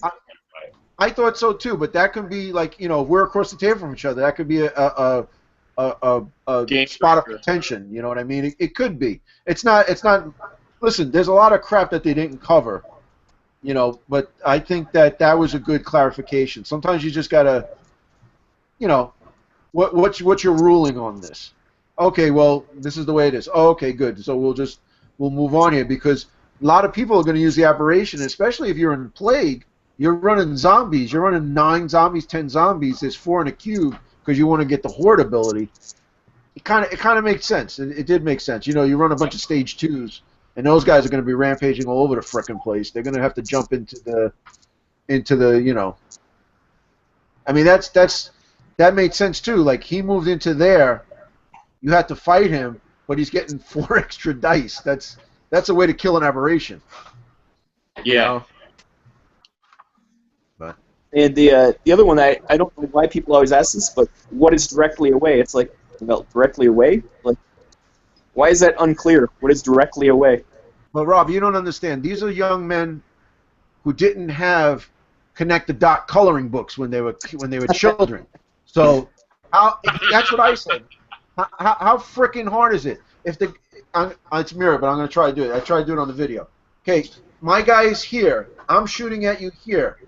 I hit you here. You're going there. If there's a wall there, then you're screwed. Yep. That's why I like knockback. Knockback is a lot better now because it's like, all right, I'm fighting you. Now I hit you with the energy gauntlet, but I'm gonna push you that way. I'm gonna push you that way into the wall. I'm gonna push you. Well, especially with the bridges. Right. Knockback is huge with bridges. But and I'm glad that they clarified knockback because I think the way we were playing it was right. You know, but it makes sense that it goes to the dice. So you have to win the dice. If I'm fighting you, I win. You know, I win by 1 dice. You have armor and tough. Okay, no injury, but you get knocked back. Yeah, that makes sense. So it's you like, make contact. I go like this. Goku's fighting and he brings up his 2 hands and he hits him and he gets shot back. So he's like, you get knocked into the cube, whatever. But also too, if you knock him back into the wall, or you knock him back off the building, or you knock him into the wall, which is the border around the Deadzone board, you can actually get another way to get damage. And like I've always said, if you can re-roll stuff, then you're good to go. You know. So that's just I'm a little passionate about those rules. And now gravity and walls are actually decent because they actually have a chance of killing something. Yeah, and it's easier. Especially It's a lot easier. Gravity is awesome. Gravity will kill any Red Trooper. yeah. You know what though? I'm glad that the enforcers can't break their necks falling off buildings anymore because I thought that was stupid. Yeah, yeah. But now, yeah. So now, if you fall off the building, you don't take any damage from gravity. So it's like it's a jetpack that goes up and it's a parachute coming down, so you're covered. Now, the Forge Fathers that have that hammer ability where they come like out of orbit, do they have that same save? Yeah. So when they come, it's a jetpack. So essentially, their gear when it's used to come down through orbit. Now, once they're in the game, you can use it as a jetpack. Right. Okay. That's why those guys are freaking sweet. You love your anyone with the jump pack is way better off. I don't know if you guys saw the Capture the Flag game I played, but Marcus used that command action that lets your guy do a sprint for free. Right. And he was able to sprint from like middle of nowhere way up to a bridge that didn't have any walls, and I was like, this is insane. Right. But I think the jump pack, you can only like jump over 1 cube. Oh, is that a rule? I didn't check. Yeah, I know it was in version 1. Yeah, I'm not sure now if it's just whatever your movement is. Because we had a bridge that was on level 3, and then he went all the way up. I don't know if that's actually legal. That's a good question. I thought it was cool, so I let him do it. But well, no, is he going up or is he going across? He was going up. He's going up. Then you can go up. You can go up at your whole movement. Yeah. Okay. Yeah. It's only across. You can only cross 1 square jump. Right, because when they got rid of climb, that was the most annoying rule. I'm glad they got rid of that because that was a lot of fistfights over that stupid rule. What is this? Yeah. Yeah. Climb was. Well, when I spoke to Ronnie about it, and we were talking, he said that when Jake did Deadzone, it's no stone was left unturned because it was very descriptive, very every little nuance is covered in Deadzone. And then Ronnie was like, it's too much. That's why, right? It was too much. So like climb and all that stuff was taken out.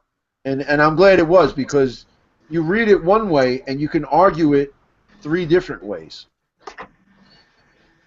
Yeah, that's never good. No. I'm gonna That's sign bad out, guys. rules writing. You're out, Phaedra? Yeah, these kids All right, man. need to go to bed. All right, man. I'll talk to See you ya. All right, later. later. Where the hell is it? Rob, where's Jump Packs? What page is that? Come on. 70 something. 70 something? No. If I'm right, I'd be like, No, 70 is the vehicles for the Forge Fathers. oh, sure. It's 50s maybe. I know I marked the 70s because we were playing Forge Fathers today. Mhm. No, not even 50s, 30s. 30s, yeah. Jump Pack, here we go. A model that is equipped with a Jump Pack is not pinned by falling and takes no damage if it falls. In addition, a model with Jump Pack can move up or down levels without needing a wall to climb. So, okay. Doesn't matter. Jump Yeah. over solid walls on the same level. Okay.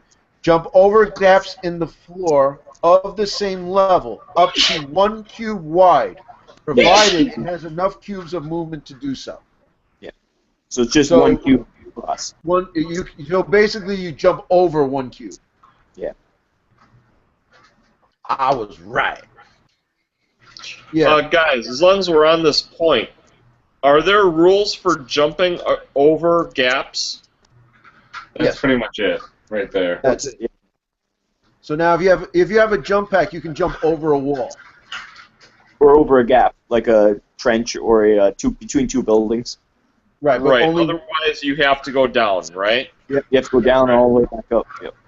Got so it. now, Bill, Okay. if you have like that half wall, you just basically step over it. Okay, so that's legit. Yeah. And there's yeah, no so Tyler- like no dangerous terrain test or anything that you'd have to do, huh? No.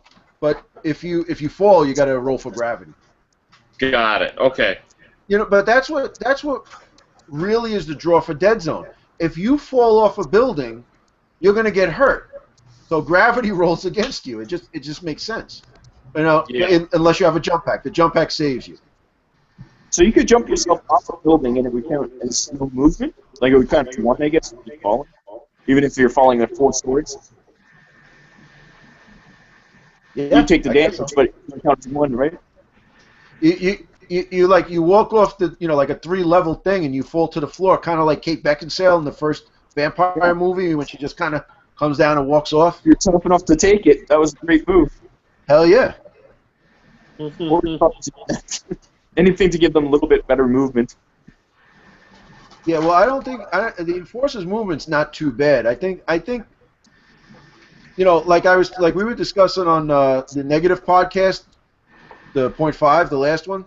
The Pathfinders are ridiculous now. The more I'm playing them, they're ridiculous now. Yep. So, all right, the whole army gets a free sprint at the beginning. Yeah, it's awesome. That's number 1. That's awesome. Number 2, you can sprint now up. You couldn't sprint up before. Now you can. So now you're putting your tag rifles up. All right. Number 3, the lack of armor is still okay with the 4. You know what I mean? So that's good. You get the speeder bikes, which I think are priced accordingly. Now I'm gonna put a burst laser on them because those are awesome. They're just really good, but you gotta play 200 points. None of this 100 points BS. It's gotta be 200 points. Here's the thing, and I don't know why this is not in there. I wish Tyler was here because he'd bring this up. The missile launcher, you put that on a jet bike. Why can't it shoot? Why is it heavy? Yeah, it makes no sense. That Yeah. makes no sense. Now, I'm gonna bring up 40K. Yeah, I'm gonna bring up 40K. You know, you can take these heavy weapons that the guys have, and in 40K, if you move them, he can only snap fire it, which means you can shoot it, but you're rolling on 6s. So let's say you used to roll on 3s, but now because the guy moves, he can roll on 6s because it's a heavy weapon. You take that same weapon and you put it on a vehicle, you're good to go. Yeah. Because it Heavy- makes sense. Yeah. Part of vehicle descriptions should say ignores heavy. Right. And mono wheels And I scope think- like shouldn't be vehicles. Right. But then again, the mono wheel, You carry it on your back. It shouldn't be a vehicle. you know, it's kind of the mono wheel is kind of like it's kind of like taking an extra rifle the way it's described. You know what I mean? It's kind of like it's something you put in your pack. It's not really a vehicle per se. The way it is, which it should be a vehicle. Tyler, what do you think? I think the mono wheel is really weird. For that reason, A, B, the model's kind of weird, but the weirdest thing about it to me is that it gives your guy like, what, well, 1-5 or whatever, right? Yeah. That means the guy can go, especially if it's an enforcer, right, who has a jump pack, he can basically fly. It shouldn't. Jump packs shouldn't work with the things either. Because if he has a jump pack, Yeah. it means he can ignore Sensitivity. walls, and he can literally fly from cube 1 to cube 5, which is way up here. You know, it's like... But a vehicle can't change height, can it? No, he can't. He can. He has to have a ramp. Yeah. Vehicles can only is go. that on there? I've never used the mono wheel. I Mine's don't awesome. have Put the it on the model, pack. and I You don't really care for get it. 5 right off the bat. Or you get 5 movement right off the bat if you have scope. So you're on top of the other enemy. You're on top of the enemy first round. Yeah. That's And because it's equipment, you can give it to anybody. Yeah. If the assault enforcer didn't suck, he'd be a good option. Exactly. Throw it on him, you're already in the enemy deployment zone before he even gets to roll. Yeah, the only thing you can't do in scout is you can't scout up and then get into a fight. That's the only caveat to scout. But 5 isn't close enough to fight anyways. It's 1 away or 2 away. So. Yeah, if you scout up 5 and then when your actual turn starts, you just get to charge in there, and if he was actually decent at his job, he could slaughter like he does in the stories. Right. But I'm going to say something, but I want to double check it. Can you give it to a merc, like one of the mercs? I don't think you can give mercs stuff. Can you? No. You can give leaders stuff though. No. What's Yeah, that? you can give leader stuff, but I don't think you can give... Some items. Now, the only thing is the jet bikes don't have scout. No. Well, that would be ridiculous. Yes. Because then they basically do what we're talking about, which is ridiculous. Yeah. But at least the mono wheel, it's not. It's pretty crappy. And isn't it rare? So you can take a shield and a You mono can wheel? only take one. Yeah. I'm sorry. It's unique, so you're only going to take one, no matter if you're playing 600 points. It doesn't matter. Yeah. You know. The thing that gets me is this: the dog drone's movement is 2 to 4, but the jet bike movement is 1 to 5. That's kind of bass backwards. Yeah. You know. I wish that they would always say by default anything can move 1 if they only want to move 1, and then after that it can go up to a certain. None of this like, oh, of course you can only move 1 even though it says 2 to something. It should be 1 to whatever. At no point are But you like only 1 then. you shouldn't be forced to move the full 2. I can understand a very fast vehicle if they said that it was a special rule. Like Yep. if it has to be like a motorcycle. If you're either on it, you're either going fast or you fall over. But there should be the ability to go 1 on anything that so far that's in the game. Yeah, but you know what? The dog drone for sure. Like it can't just take a couple steps forward. It just means a short action can go 2, but jet bikes can only go 1 on a short action, so it's kind of weird. It's like you have to walk them up. Right. It's almost like you have like a cardboard thing around you with your feet sticking out, and you kind of walk it up. Like it's just, doesn't make sense. Movement's a really weird thing. It should be one for short movement because you chose to be sneaky, or you're sprinting in whatever your maximum movement is. It's weird to have 2 to 3 or 2 to 4, or just strings. Kind of arbitrary. It's just arbitrary. So. We're being negative again. What's that? We're always so negative. That is awesome. Too negative. Too negative. All right, so Bill, I got a bunch of questions for you. Shoot. All right. What's it called? How'd you build that that board from hell? I love that thing. Oh, yeah, that's pretty cool. Let me show you. There is a tool that is called. Yeah, there's 4 of them right here. Outwire. I'll show you the actual tool. This is the tool right here. The I don't know if you can see it or not. It's a wire, but it's a fairly it's a thicker wire. People are used to the half horseshoe with a straight line. This is a thicker wire, and it's wavy. I can bend it into any shape that I want. I'm trying to put this in a place where you guys can see it more easily. Okay, everybody see it now? Mm-hmm. Yes.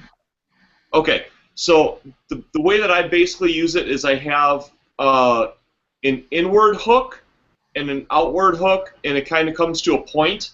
And then what I do is when I'm working on a piece of foam, like here, I'll originally have just a flat cut piece. Move this down here. And then what I'll do is I'll just wave it back and forth as I go down, and that gives me all those ridges. Once I've got those ridges, then I go through on a secondary pass, and I will make some angled ones, and I usually try and do them around corners. And so wherever this is laying, it gives it a more dynamic surface. Right. And then I just simply take a car snow brush, and I will snow brush all of these fuzzies off of it, and then basically it's good to go. You just use whatever standard paint that you use for your foam, and I typically dry brush it up, and it's good to go. Yeah. Yep. I mean, the floating thing. What did you use to put the acrylics? Those floating acrylic things. Okay, what I did is I got plexiglass, and the plexiglass comes with a kind of a saran wrap around it that you can make marks on. And I use like a black marker, and every 1.5 inches, I put a line down, and I've got a bandsaw. So I would run it through the bandsaw, and I'd make these long strips. And once I've done that, then I would peel the saran wrap off, and then I would take a real fine grit, like 1,000 grit or 800 grit sandpaper, and just sand the edges to get rid of any burrs. Mm-hmm. And then what I would do is I would cut out sections like this tip here. I would cut this out. And then I've got another tool that is a scroll saw, and it's got a 360 blade, so it literally will cut in any direction. And I would mark out the size of the plexiglass, and then I would do a plunge cut coming in, and I would cut out the center. And then where I had cut it in, I would have that line facing inside, so you'd never see that line. And then the plexiglass simply slides up into the sleeve, and it just sits on it. Okay. And then the whole section is supported by the plexiglass, and then you have like flat pieces of stone that you connect in between these islands that are floating. Mm-hmm. And that's how I did it. When you made that video, I was like, oh my god, it's so good. It's like. Well, now I'm trying to think of every different possible scenario that I can do. How many Star Wars fans do we got here? Pretty much everybody. Okay, Yeah. so if I say Mustafar, everybody knows what that is. It's the lava planet, right? Well, there was one episode in the Clone Wars where they had on Mustafar, where you know how they can make like vehicles float. Well, in this one, they had like the lava station literally floating over lava, and they were like stealing Jedi children or something.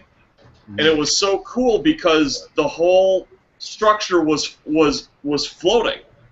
And one of the things I want to do is I made a bunch of those Mustafar like heat exchangers that have kind of those fingers that are all vertical.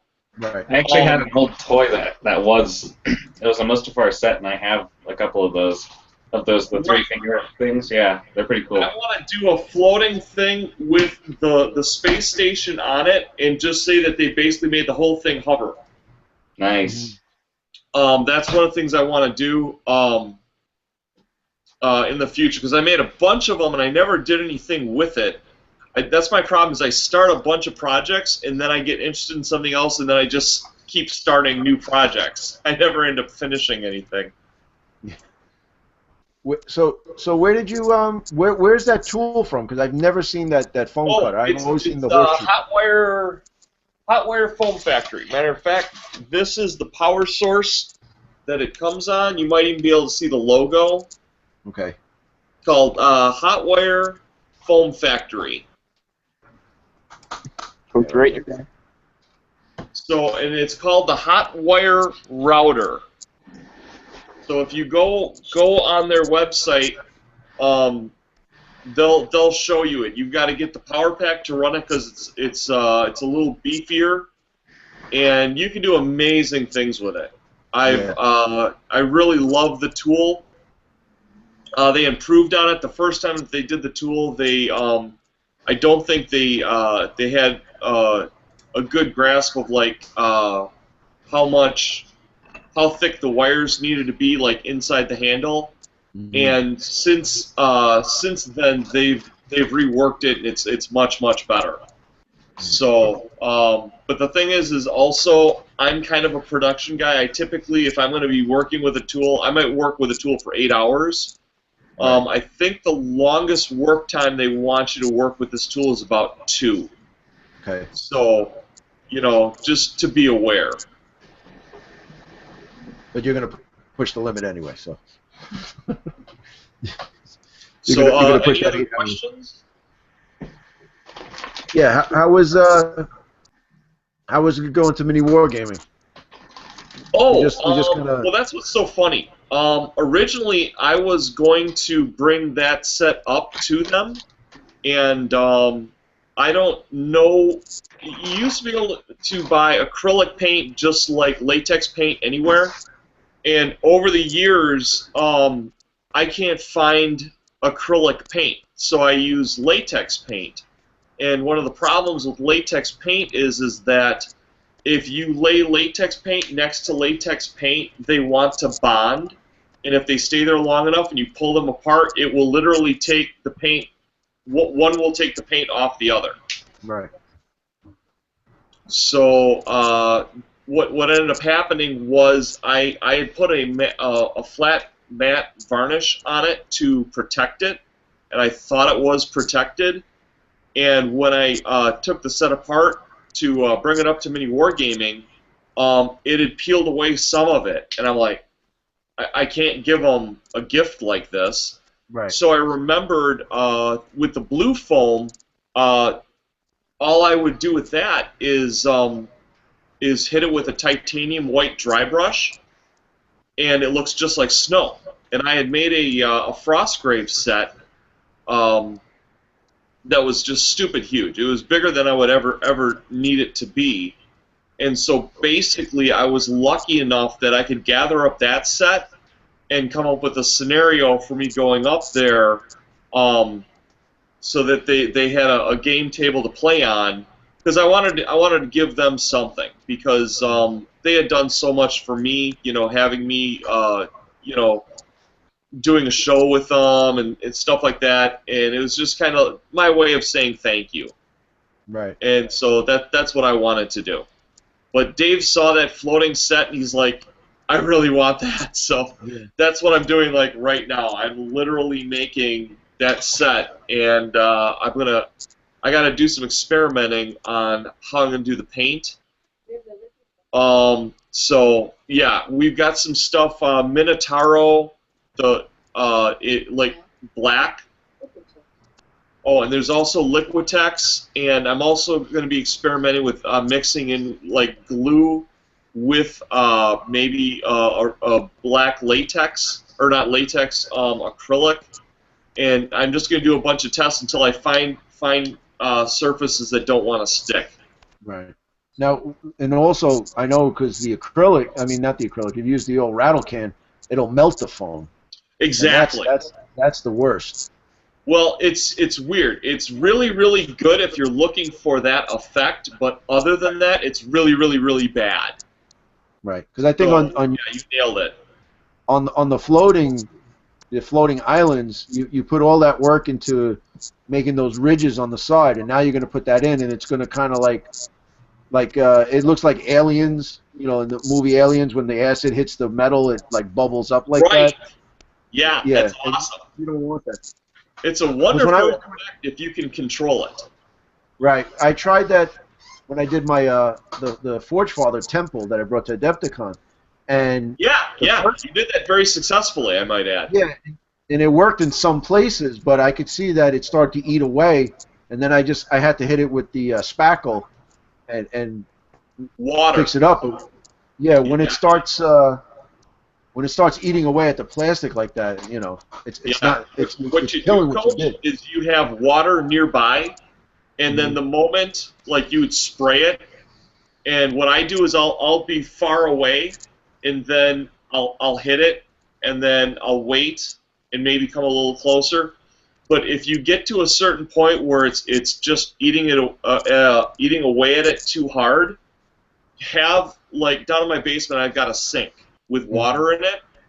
Put it underneath the water immediately, and basically it will stop it at that point. Right. Okay. It's a neutralizer essentially. Okay. I was thought you were gonna say throw vinegar on. On DM's Craft, the YouTube channel DM's Craft, he makes a lot of stuff. I love Scotty. Love Scotty to death. He covers his stuff in white glue, and it stops it. You can spray it after that, and it won't eat into it if you cover it in some white glue first. That's an excellent way to do it. Provided that you've got a thorough coverage, you're totally fine.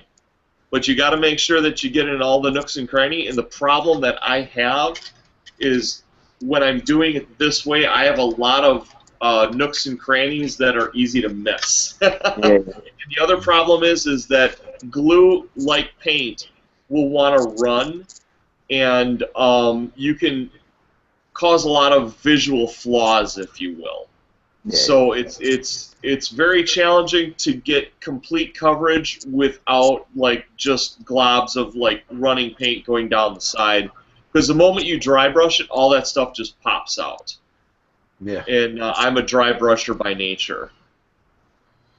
I remember you were on the show when you used to do the mini wargaming show, and you had the camera on the side. You were always using those foam brushes, and I went out and bought a ton of those foam brushes to use the terrain. Yeah, you know, you go to Dollar Tree and do the foam brushes, and those are really great. Good but after for using them, stippling. Mm-hmm. They're very good for that. Yep. Now, Bill, we were going back and forth. You know, we're sending each other messages, and you said you had a bunch of ideas for Deadzone, particularly terrain. Was that the terrain we're getting, or terrainaholic terrain? Or a combination. Or a combination thereof. What I've been wanting to do, one of the reasons I want to get Warpath out, is I understand Deadzone. The terrain in Deadzone are an integral structure in how things work. I mean, even down to, can you move through this wall with the openings or can't you? Mm-hmm. So I don't want to interfere with game structure. But once you get into like a 40K element, I've been making 40K tables for people for years. So what that finally gives me the ability to do is I can use Deadzone pieces, but I can create any kind of structure that I want to do, and then use it in a game system that is much more user friendly for me to understand, which is Dead Path, because there's a lot of things that are very similar to Kings of War, and I know Kings of War, so I don't think I'm going to have a big problem switching over to Warpath, and I can't wait to do sci-fi on a mass scale thing. I want us to have our 40K like Warhammer's had 40K for all those years. I want to be able to lay out a great big army on a beautiful sci-fi table and just go at it and just tear it up. I would love to be able to do that. That's why I love watching battle reports that do it. There's very few of them out there, but we're starting to get more of them, and that's awesome because, like a lot of people that were in Warhammer Fantasy, a lot of them came over to Kings of War just because they enjoyed the simplicity of the game system. They were just tired of, all, that over complexity. Sometimes you want a filet mignon steak, but sometimes you'd rather have a burger. Yep. And when it comes to gaming, I'm more of a burger guy. I would love to play, say, 2 or 3 games in a night, as opposed to just one game in a night. And I can't wait till we can do that in a sci-fi setting. Where it's a full-on army that I'm throwing at a guy and another guy's throwing at me. So But that's why I love you guys with what you guys do. You guys are the ambassadors of the game system to the gaming community. So it's a fantastic thing. I love it. Well, the thing is, though, when I noticed, excuse me, with Kings of War, it seems like there's a lack of terrain on the table. There is, and it's because you know what it's I mean? so Like, orientated. Right. It's like one hill, so you have like 1 size 4, 2 size 3s, 3 size 2s, and usually about 6. Yeah, but it just seems like it seems very sparse. You know, is. Yeah. I would agree. I think with Warpath, you could really go to town and put the buildings in and put structures in, and it'll be a little bit more terrain centric than it would. So basically, Warpath is going to be Deadzone bigger as far as game. The way the game looks, not as far as and that's what's got me excited, because I'm the kind of terrain guy that I am always more happy making a table that looks more like a skirmish game than like a tournament game. Like we've all looked at. We may have not all gone to Adepticon, but we've all seen an Adepticon video where they show all the tables, and all the 40K tables look pretty much the same, and it looks a lot like a Kings of War table. It looks like maybe 5 to 7 pieces of terrain that all have a different effect on the troops. One of the things I love about Deadzone is you guys have terrain every freaking where. What I want to do when we get into more of a Warpath style game, at least my tables, I want them to look like a Dead Path table as far as density, but throughout the whole table. I think that would be, and that's why I love so much about your table, Tyler. Your table, those trenches are everywhere. Well, that was kind of my solution. Set up. That's pretty much my solution to not having a ton of buildings, because you need a ton of terrain in Warpath, otherwise things completely die. I mean, that's one of the things I love about it, and also one of the things that's kind of a gripe is if your guy is out there and he's not in some sort of cover, he's dead. I mean, guaranteed dead. And when it's a long action to move through it, it's even more dangerous. Yeah, that's something I still don't fully agree with. I think it should be a long action to get in, but then a short action to get out. Sure.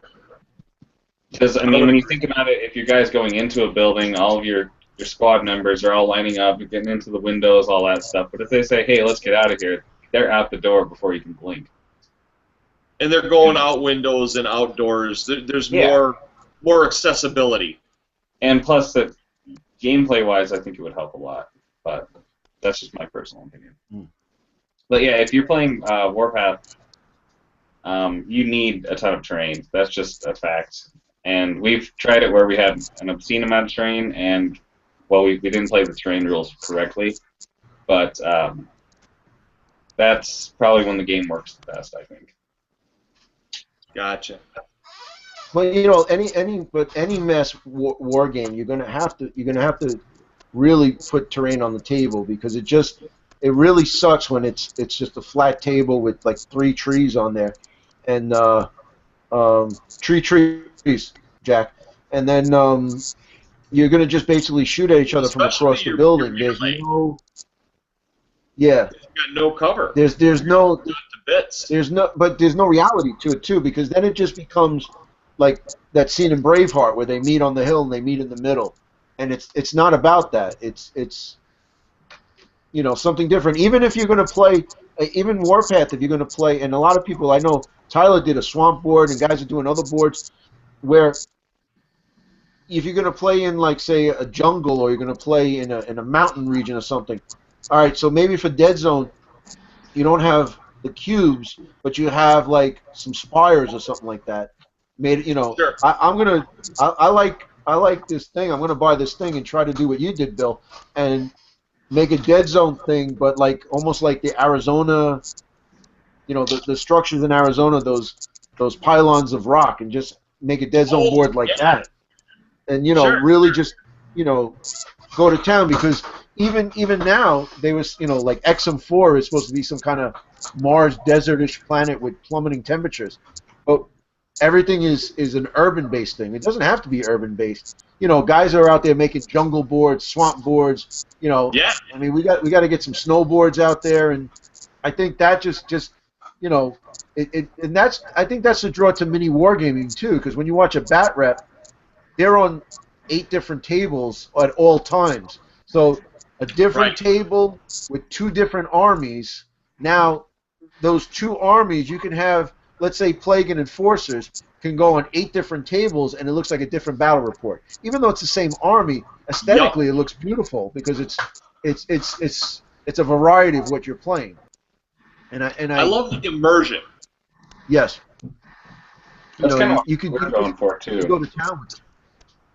Yeah, like for my battle reports, I like the. I just now got the actual mat for the XM one, so I still need to do a battle report on that. But I have the urban one, I have the trench board, the snow board, and then the jungle board. And I think the more you can switch it up, the more people are gonna like watching it, because it feels different and it feels new. Right, you're a different. You could do the same 2 factions for four different battle reports, but you have different areas. I mean, let's shout out my boy. I know Jack and Rob loves him, and he's a great guy, and Bill knows him. Mario. I was looking at his stuff last night, and I want to order a few more boards, because I want to work on a Forge Father board, and those mats are awesome. Cool. And he was, it was funny too, because he called me, and he's like, all right, what's this thing with Deadzone? What's the deal? I said, all right, 2x2 board, and he goes, well, what's that grid thing? Oh, it's a 3x3 grid. Okay, well, what is this and what is that? And he asked me about a few factions. Next thing you know, came out with a lava board, and then there's a snowboard and stuff, and I was like, oh, that's great. Well, the mats, I was looking at them last night, they're about $17 a piece. Yeah, it's 2x2 mats are cheap. Yeah.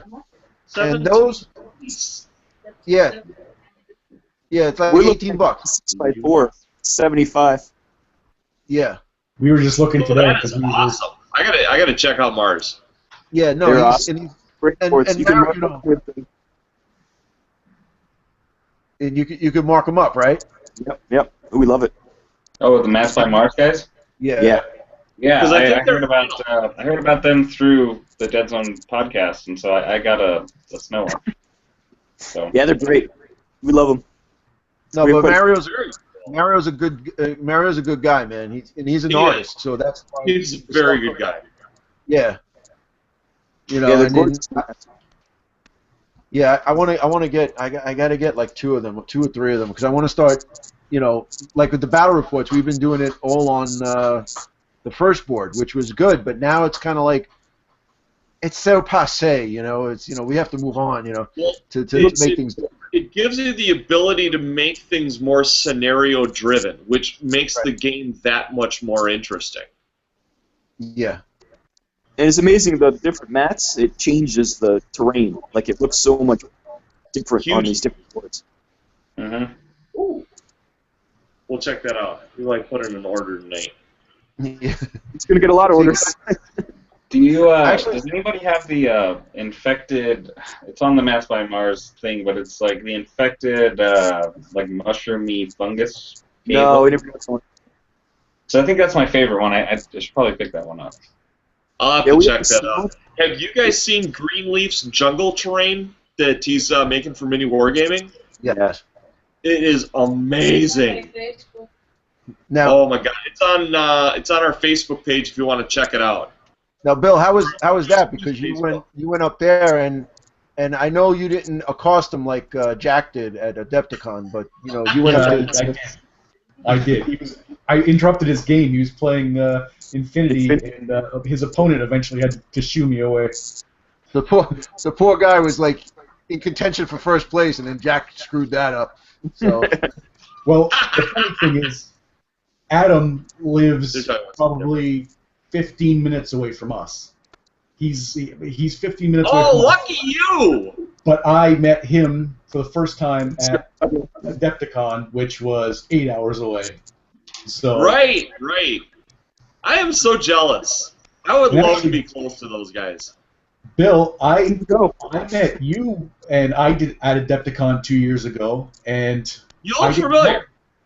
I didn't know who you were. And then Rob goes, "Hey, you know who you were just talking to?" And I said, "Well, I don't know, because I'm a friendly guy. I'll just talk to anyone." And Sure. we were actually playing the mech at Mantic Open Night, or the okay. Mantic Night. And I was just talking to you, and he goes, "You know who you're talking to?" No, I had no idea. And then when I saw the video that you had posted about that later on your channel, that was the first video of yours I saw, and there was my ugly mug, and there was Rob. And, both are ugly mugs. Yeah. So. Next year, That's what I Adepticon. love about this community. I've got a friend who knows a former TSR employee way back, Dungeons and Dragons, like when Gary Gygax was starting the whole thing. And there's a convention called GaryCon, and her name is Penny Williams, is the name of the lady that I know. And I would go there and film things, and she would just like grab my elbow, and we're walking down a hallway like full speed, and she says, "I have someone for you to interview." Like this was like the first editor of Dragon Magazine, and then she goes, "Here you go," like throwing me off like the diving board into the deep end. It's like I've had 30 seconds of preparation time to interview this guy that started freaking Dragon Magazine. And I can't tell you how many times Penny has done that.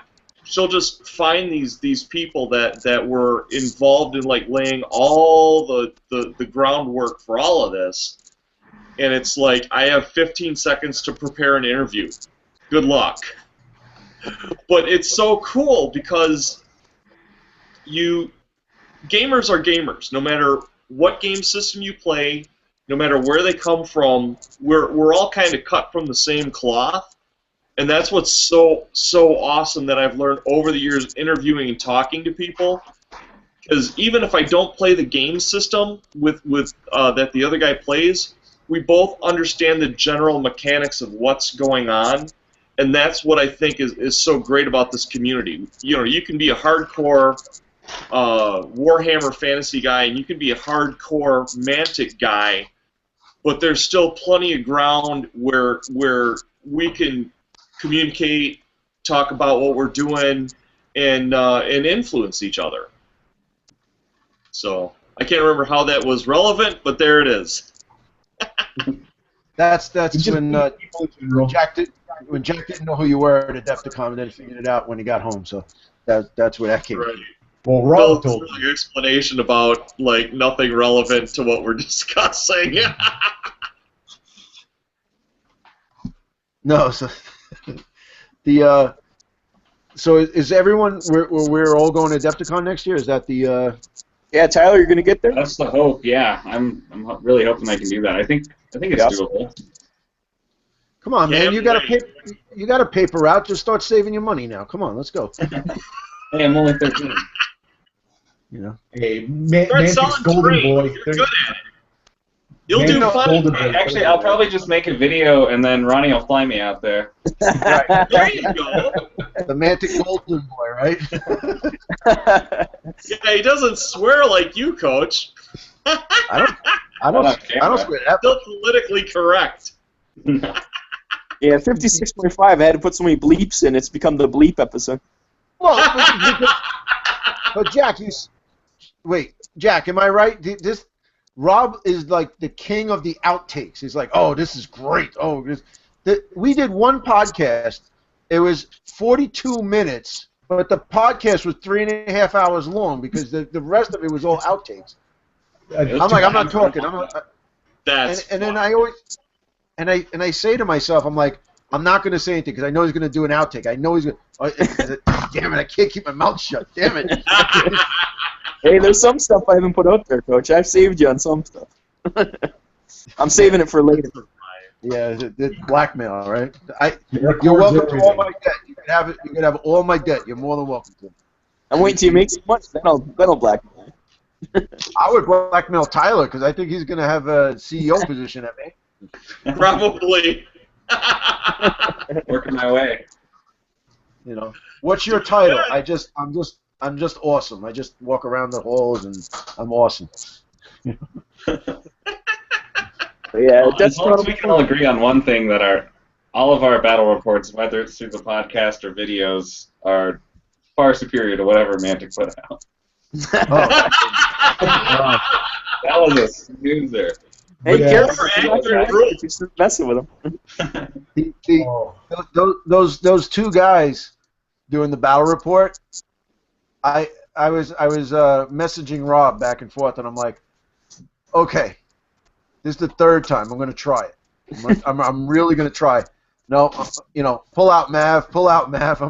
It's I didn't mind the guys. I just hated the way it was done, and just Exactly. couldn't watch Was it. it Just was it easily. this when it's the video of their face, like me right now, and they go, I'm moving this guy here, and the camera is still on.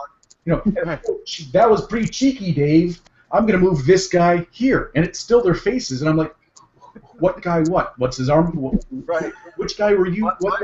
Let me see. I need the point of view of the game. I don't. Right. You guys. Yeah, it was so, and I know they were just a couple buddies having fun, and they were just recording it, but that's the official face of the game. Right. How about Beast of War? Did you guys like Well, the I way mean, Beast other of than War? me, my face is becoming more and more official. So That's yeah. Beast of War is always entertaining because of the guys. Like Beast of War is entertaining because of Warren. Like Yeah, Warren oh, and totally. Justin. Yeah, Like- I love It War. doesn't matter what the game's like; they're just hilarious. I had watched him review a rock, and he'd be excited about it. Exactly. Right. And you know what I love when they were playing that game, and Ronnie was like, "Well, you could do this, you could do that, you could do this," and then the other guy goes, "It doesn't matter because Warren's just going to run up the board and try to get into combat." And every game he That's Warren's tactics. Yeah, he just runs up the board. Well, like I was saying with Fabian, when we were playing him, we were doing like getting ready for Adepticon. We were doing like we called it Adepta Prep, and we were playing these games and stuff. And I'm like, Fabian, for the love of God, play the mission.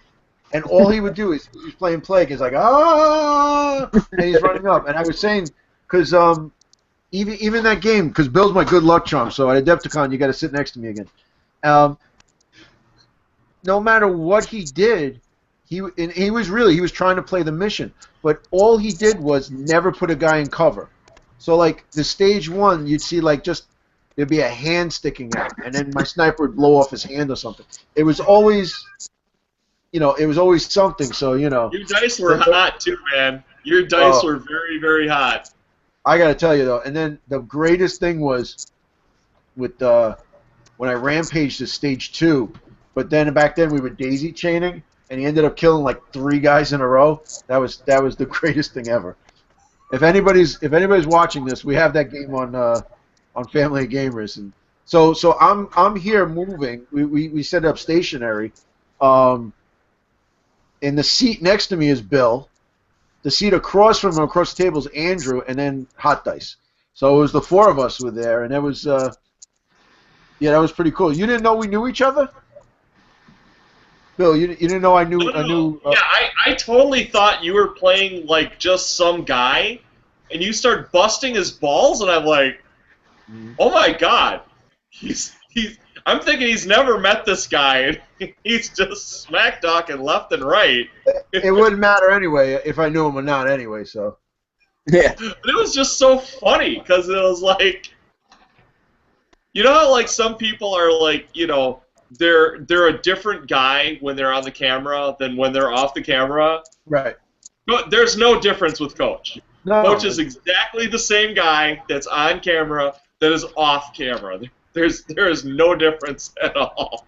And it was funny too because we started talking that night we went to dinner. This is how me and Bill bonded. So we're talking and stuff, and, like, and he goes, "So, have you ever done any martial arts?" I says, "Yeah, I've done it." And Bill looked at me like, "All right, I know you did some like chain maul taekwondo and maybe there's MMA."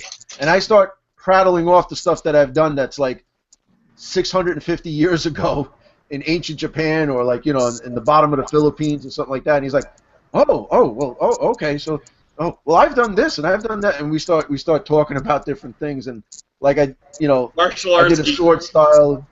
That was it. That was it. It was like, all right, me and Bill. So now if some crap goes down at Adepticon, I was like, where's Bill? All right, you stand next to me. We're gonna take care of business. Or Coach.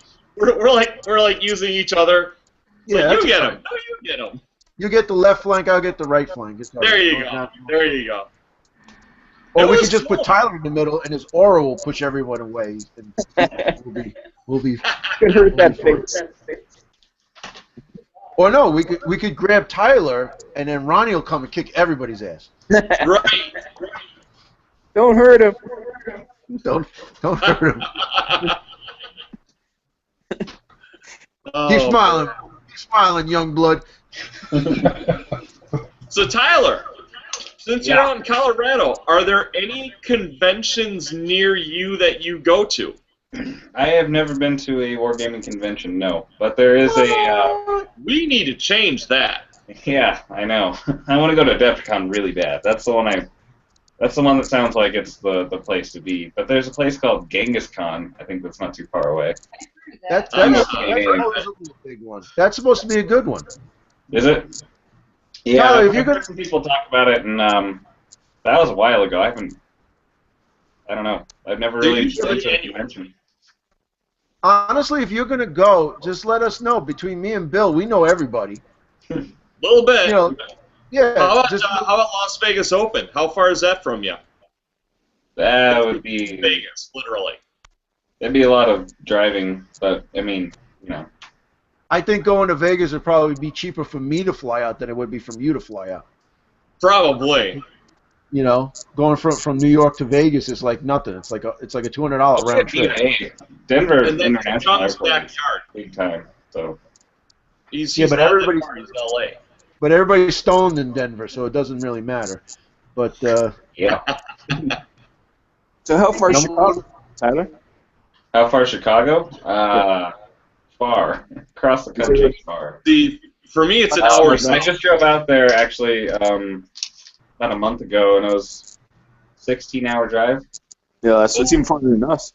So We were- it's a good chunk of driving, that's for sure.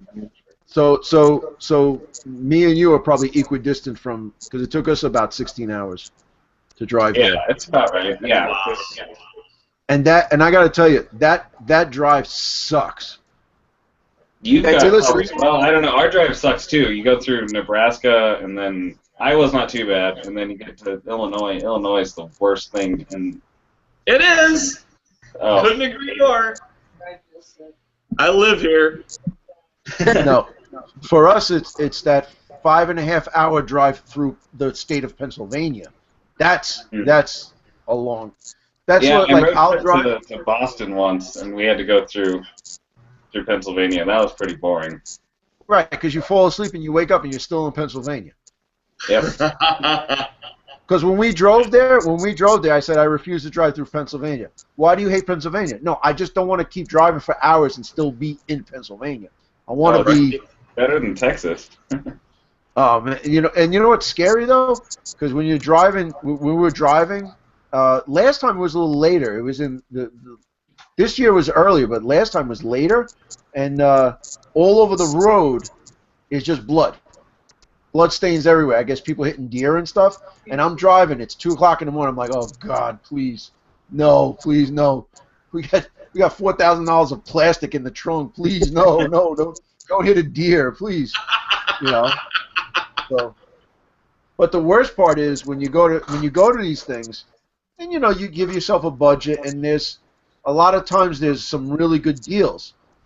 Driving back, we filled up our trunk. And the two guys in the back were like this. I had Andrew and Fabian were in the back, and they were like this, looking like Abe Lincoln on boxes and boxes of stuff that we did, because you can't help yourself. You just can't help yourself. I know all about that. Oh my God! And then you know what's even worse? The thing at night, where guys just kind of sit there. It's almost like It's like a Moroccan, I don't know, like flea market or something. The guys are just selling used stuff. Oh my God, you could pick up so much stuff for dirt cheap, and you haggle with them. You know, right. Well, I'm not gonna pay $30 for these wraiths. Yeah, but there's 40 of them. I'll give you $12. No. So I got like 20 wraiths for like $20. I ran out of there. Oh my God, you know. Holy crap! That was that's a great deal because there's always somebody coming into a hobby and there's always somebody getting out of the hobby. So there's always there's always that. Rob, you would love that. It's like mini market in right in front of you. Yeah, that's dangerous. No tariff. Yeah. Well, from the sounds of the podcast, it sounds like Rob has no self-control. So none at all. No. Just in this last 2 weeks, how many miniatures have you gotten delivered to your house? Because the Merc's second shipment and the Zombicide Black Plague second shipment came, I got like 200 minis at least just come in, and it's a lot. That turned me off a bit. That woke me up a bit because it's so much just sitting in the corner of my room now. It's just like I'm never gonna get to all of it. Well, welcome to the hobby. Yeah. When I started in 40K, I was only buying units and stuff that I was going to play. So I kept doing it and doing it. Now I did a few Kickstarters. I got a few starters. I got this. I got that. And I'm like, oh my! I got so much shit. It's just piling and piling up. But you know, I got to tell you, I got a year. I got to thank you for these. I'm probably getting more than one army a year that I'm buying, so I'm not getting anywhere. Yeah, that's right. Yeah, but I remember at Adepticon, you were buying like tons of Kings of War stuff when Deadzone just came out. You were buying tons of Kings of War stuff, and I was like, "What are you going to do with that?" It goes, you're just going to sit on my shelf." you knew that it was going to sit on your shelf. Right, and they're still there. I'm ready for retirement. Oh, you're just stocking up so when you retire, you have something to do. That makes sense. Yeah, I've got all my minis ready for retirement, and like by the time I'm done, I'll just be dead. When we retire, we're gonna hire you, Tyler. Yeah, Tyler, we're gonna put all you guys to work. All you guys are better painters than we are. That's for certain. Yeah, I don't know about that, but all right, I'll take it. I'll take the compliment. That's right. You know what kills me about painters is when they say I find it so relaxing to paint because it unnerves the hell out of me. When I'm used to painting something this size, and now I got to go down to painting something this size, and it's got all these little bits on it that people can pick out and do whatever with. It's like, how is this relaxing? You need one of these. God, you're old. Yeah, I need one of those. It's got That's all right. eye. Hey, listen, Golden Boy. When we get to Adepticon, it's not you have no idea the momentous force that is me. There is no stop. There is no quit. You know, you remember that scene in Terminator with Reese was telling him? Right. You're the T-1000. Describing me. You know. Hey Rob, we got to give a shout out to that guy. Yeah. Where were these? These are awesome. Yeah, The, Kickstarter. What's the name of it? Let me look it up. Apocalyptic Yeah, Dwarves, I think. Yeah, post-apocalyptic dwarves. Oh, is this the Dwarf Biker Kickstarter? Yeah. Oh, the biker. Yeah, I saw that. Yeah, he's cool. I like him. Yeah, I got, you know, and there's one guy in there. He's just a missile launcher guy, but like he's supposed to be on a sidecar. Did you get that? Yeah. No, I never got the sidecar. Just got the guy. Yeah, that's pretty cool, man. Yeah, no, I appreciate it. I'm gonna. I think when I retire, I'll paint those guys, like Bill said. No, but I think like 110. No. yeah, no, I got tons of stuff to do. That's like, you know what's funny? Like, Your Tyranids alone will take you to 110. No, most of them are painted. Most of them are painted. Yeah, you paint them, you dip them, and then you just do the eyes and the teeth, and that's it. You're good to go. See, I need to be like you. Tyranids are easy. You know, like fur, you just, couple layers of brown dry brush, done. Yeah, and then you get one highlight, one lighter color, but with very little paint. Go over it real quick. Yep. Then pick out the, like you said, the eyes, teeth, done. Well, that's how you do it. The swarm of vermin I did. I mean, I've been home all week recovering, but it took me a while to do it. But I like to do the troops and stuff. I like to get all those little bits and bobs and stuff. But the problem is when I use this thing, and you go on and you get transported into another world, and so you're painting, and you go like this, like I just spent 2 hours on something that nobody's gonna see. You got to be able to. Right. You nailed it. And I get mad at myself, because I'm like, you picked out the little buckles on the belt of the thing that he's covering anyway when you put the arms on. Yeah, exactly. That's the worst is when you find out that the guy has his arm like this and all this detail is just gone. How many Space Marine logos are never going to be seen because of the bolter? Yeah. And they'll paint that front logo every time, and it's just, you'll never see it. Yeah, but you have to do that because that's just for the glory of the Emperor. He just, all praise to the Emperor. You must do that. But we gotta, Tyler, you gotta buy this stuff. We gotta send it to you. Buy what stuff? Astrogranite. What Base is that? Do the bases on your frickin' miniatures. Oh yeah, I should just do that. Yeah. I actually have the stuff now too. I just don't do it. I need to do that. Your guys all are painted nice with like runnels of ink and stuff on the bases. Come on. He wants to make them terrain neutral, right? No. All right. So here's a quick tip. This is what I do. I did this last night. All right. So this is the greatest thing ever. I should make a video. I'm gonna do a quick tip. You do this. Tyler can make a video. That way people see it. Oh, so it's okay. Keep talking, Jack. All right. Don't get on his backside, Jack. Jack, remember what Kyle Reese said. So anyway, you get this shit, all right? Wood and filler? You put it on wood filler. And you put it on the bases, right? You do this, you get a tool, or you wet your finger, you do it. And what's great about it is you could like poke and prod, throw some rocks on it, whatever you want to do, right? Kitty and then when litter you're actually is awesome. What's that? Kitty litter is like super cheap little rocks. It's perfect actually for modeling. I actually have some. I just don't really use it. I live 5 blocks from the water. I just go get a cup of sand like whenever the hell I need it. And then what you do is what's the greatest thing is with the wood filler, it's made to be stained. So you take Agrast Earthshade, you can take Sephram. I like to do Reichland Flesh Shade, and then it comes out. I don't know if you can see it. Can you see it? Yeah. Nice. and that's it. Do you have any problem with just super gluing the feet down onto it? Do they ever want to pop off? Yeah, all the time. So what you got to do is, before you put it on the base, you got to hit it with a few things of matte finish. So like, all right, so the bigger guys, you got to pin. I hate pinning models. Yeah, I just hate. I hate pinning models. But these guys kept popping. My life. No.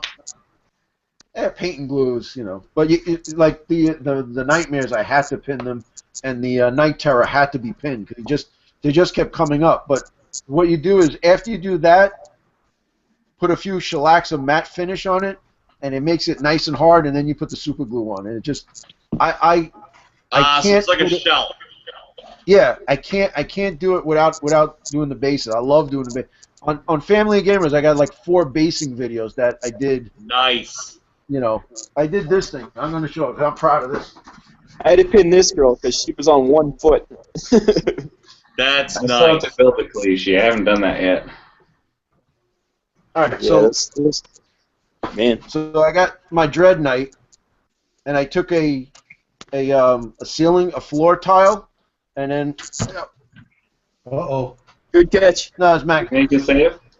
I don't know. Can you see? Oh. So I put Nice. the Aquila on. So that's just a floor tile, and then I bought, and it's almost impossible to get. But what I did was I printed up the Aquila, and then I went to a bank and I bought a bunch of I took a bunch of their deposit slips and used the carbon paper, and I traced it out, and it actually worked. So That's I cool. ain't too proud to beg. So That's you know, very cool. That's that's awesome. I like Bill, like you're a terrain guy. I can't see an unbased mini. It bothers me. And I'm watching Tyler. I'm watching your bat reps, and I'm going, base your goddamn models, goddamn. You're gonna hate I'll me when I back in start on doing that. that reps, Coach. What's That's that? just something I never even think Tell you right about. now, I you're gonna hate paint me. the model and I just move on to the next thing, and it's a bad habit. Yeah, These are the but you best know what, bases. That's the easiest way to base things. Oh, I hate those. Those clear bases are the worst. They suck. You see guys the gotta. But they're terrain neutral. Exactly. You don't have to worry That's about my problem with basing. Because I like to play on so many different boards, and then it looks weird. clear discs, man. That's the way to go. That or I should just paint them black. I could just paint them all black. Yeah, like the old Star Wars minis, the 28 mils, black works on anything. Coaches like to know. Base the goddamn minis. Coach is just getting madder and madder. No, I'm not Like it's getting gonna steam. We're not letting you Because- come back on. No, that's listen. I'm not getting mad because like every perfect Kitty litter. genius in the world, he's not realized till later on. So, you know, We haven't evolved. that's why I hated those stupid Mantic. Excuse me, the old models with the round doohickey. I cut them Yeah, all that was off. a bad idea. Oh, that's annoying, yeah. Although This was- I do, the bases is are so- great. What's that? It's like from it was like a hobby rock kind of stuff. It's like Yeah, a that's cool. crystal work the dirt. What's great about the Mantic thing is if you you turn them this way for the bases, but if you have them here, the hole here you could put a magnet in it, and if you magnetize the board, I'm going to do that Oh, with the that's a good Forge Faller idea. Temple. I'm going to Then use the magnetic paint. I just got to see if that paint will melt the foam. It's heavy. Magnetic paint is so heavy. I gotta Oh remember man, to that, do that. yeah, I that got it you shoot it off, and man, that stuff weighs a ton. this thing. Yep. I got it after you showed it off. Yep. There it is right There you there. go. I loved your video with that monolith. That was amazing. Yeah, with the I'll tell you that magnetic paint Using is just scarabs as wound markers was genius. Yeah, that's well. awesome. All the scarabs. I painted them red, like a reddish metallic, and they're my wound counters for the for every vehicle. They're on every vehicle, and That's awesome. It's better. I like it better than putting a dice next to it because it gets very cluttered. It bothers me to do that. But And you know what actually? There's No, they don't fall off. You get the rare earth magnets and you're good to go. No, I'm saying like dice. And then you don't remember how many wounds were on it. Stuff like that. Or you play the other guy who does it the opposite way. So it's, right, yeah. Are we counting one person wounds up puts or it where down? it's how many wounds are left, and some other person puts how many wounds are on the guy. So it goes right. Because I like to do it how many are left, and then the other guy's like, no, I'm counting up. And then, now, how many times did you do this? They have the wound counters, and you put the wound counter out for the dice, and you're like, okay, this and that, and this, and all right, so I got 16 dice, I need 17, all right, give me this one. And I roll it and go, and then the ship doesn't have any wounds on it because I rolled the dice instead of keeping it on a wound counter. Right. I used to do that all the time, like, oh, man, I don't remember. These are pretty good, too. I don't know if you can see this.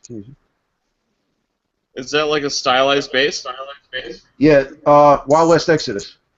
Oh, cool. Yeah, that looks good. Yeah, they had some really really nice ones. We have a rubber mold that you can make wood planks like that out of. It's really cool. Yeah. So this is this is popsicle sticks. Old school. Yeah, I was doing that too, and then when I went to Deadzone, guy had a deal. That was a guy I chewed down, and I chewed him down, and I got the 2 starting factions that I split with Fabian, and going back and forth, and I opened it up, and everything was on a custom base. So I was like, I basically paid the same amount for a custom base, and I got a bunch of 2 factions with it. And I was like, oh my god! But that is awesome. yeah, so it was all right. I got a bunch left over just in case I get some more minis for it. But those are really nice, and they were really cheap. That's how you do it. That's how you do it. But yeah, you gotta, So the main idea of this story is Tyler's got to base his models. Forever now I'm just going to keep commenting on it. But what happened in that Warpath one? Those pig iron guys. Who were those? Okay, so I actually bought those off of my friend who no longer plays. He used to use them as Imperial Guard, and it's like a huge army. I mean, it's awesome, and it's pretty much all done too, painting wise. I painted up like 25 guys, and I still have like, oh god, something like 50 more to go. But everything else is painted, and it's a cool scheme. And you haven't even seen half of it because we decided to play infantry. So we have the dust tactics. I don't know, they look like Sentinels from 40K, but I'm going to use them as Striders with first lasers. Yeah. They look cool too. I'm sure Rob already has like 30 of them. I love Rust. I got mad at myself the other day because they had the Dust Tactics planes, and they were like $2 a piece. Did you get those or no? I think Jack's got one sitting right next to him. Now, where were those at? Like Miniature Market or something? Yeah. Yeah, they sell cheap there. I should check that out. I got a huge AT-43 Carmen Army, the Gorillas in Power Armor. Oh yeah, they're cool. I want to proxy them for something because they look amazing. Yindish. Yindish. But aren't they too big for that? They're like Terminators. If you wanted like a whole Terminator army, they would proxy perfectly. I think the base size is even the same. Yeah, 40 mil. And they're like basically walking around with vehicular weaponry. They're just stupid cool. Yeah, they were just on Mini Market the other day. Yeah, the dust I ones. bought a ton of them. Yeah.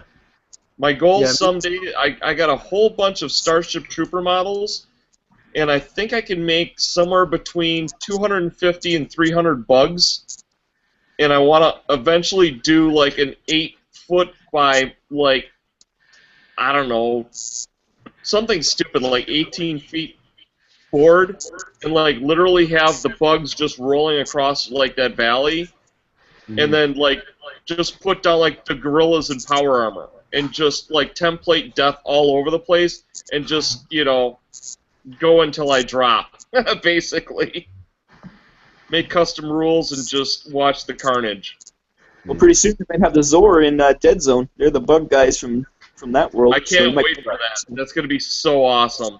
That was the question you brought up. You were like, "Well, where's the Zor?" And when I asked him the other day, because I remember you asked that, and I just said, "So what's going on with the Zor?" He says, "The Zor are coming." I was all right. They're going to bring them back with the standard foot troops. I can't remember the 4 letters. Yes, yeah. GCPS. Yeah. He said he wants to do those 2 as like a special box set. Right, For, like a starter I set. think Warpath. I think that's going to be like probably the first big Warpath box set, like after the rules come out. I can't confirm it, but if I had if I was a betting man, that would be my bet. See, that's cool because I'm getting the Forge Father, so that would work out perfect for me. I know Rob's 3 armies, bang. Rob's getting 4 of every army already. What he ordered, but mostly vehicles. But we get the GCPS. We wanted the Corp for sure. How many guys got the armies like when they first came out years ago? Because I've got like 2 Enforcer box sets. I've got 2 of the standard troop sets. I got the old Forge Fathers. I've got the old Orcs. I mean, I think I've got every single army except for the Asterians, but they weren't even out that time. No. Yeah, we weren't playing. We started playing when Deadzone Kickstarter. Yeah, I'm happy because I've already got a ton of troops like now. I just got to get to them and make it happen. just make sure you base them. But other than that, yeah. They're going to be all clear. The funny part too is the thing that pisses me off is I can't buy any militia, and they're in the book. And they said, you use the old Forge Fathers. Use the old Forge Fathers as your militia. You have the old Forge Fathers. That's the problem. You can't get them anymore. See, I got a bunch of them. Yeah, I have like 50 go. of them. Guys, you got to send him the coach. The guy's demanding them. I'm sitting here with nothing. You know what? I did the crazy box, and the crazy box I got the Storm Rage veterans from the Warpath ones. So those were pretty cool. But like the militia in the book, it makes sense. They kind of look like it with the bare arms. So it's like they're a cross between the Brockers and the Steel Warriors. They're like right in the middle, and it works good. Oh yeah, because their legs are Kings of War and their upper torso is Warpath. Yeah.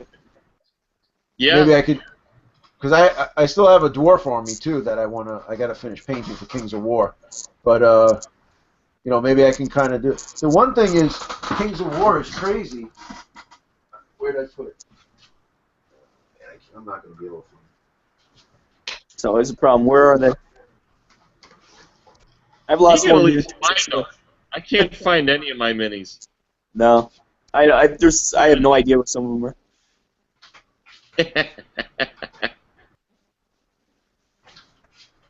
Oh, here they go. Uh-oh. Look out.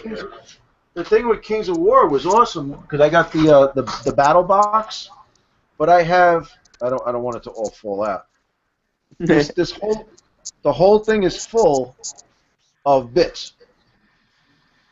There's about 400 pieces in here of bits, helmets and hammers and stuff like that. So that's cool. Yeah, it's ridiculous. You can piece together anything. Just swap out a gun arm for a hammer arm. Right. That's why I was saying, like the bikers you sent me. I'm gonna put some hammers on their back to carry it. That's cool. I guess that'll. Yeah, and then these things. Give them the old Lancers. Yeah. They could be on the bikes, because I know he had an option for that, right, in that Kickstarter. Yeah. Yeah. It's very cool though. But the the conversion for the Mantic stuff, that now that they're in the hard plastic, is easier. I know some of you guys love that resin, that Restic stuff, but that was just, I don't like it at all. Really? Yeah, I love Yeah. Restic. Restic's awesome. Me too. No, because even the aberration, you could have, if it was well, what is the aberration? Is that the PVC? Yeah, it's PVC. Yeah, Yeah, PVC.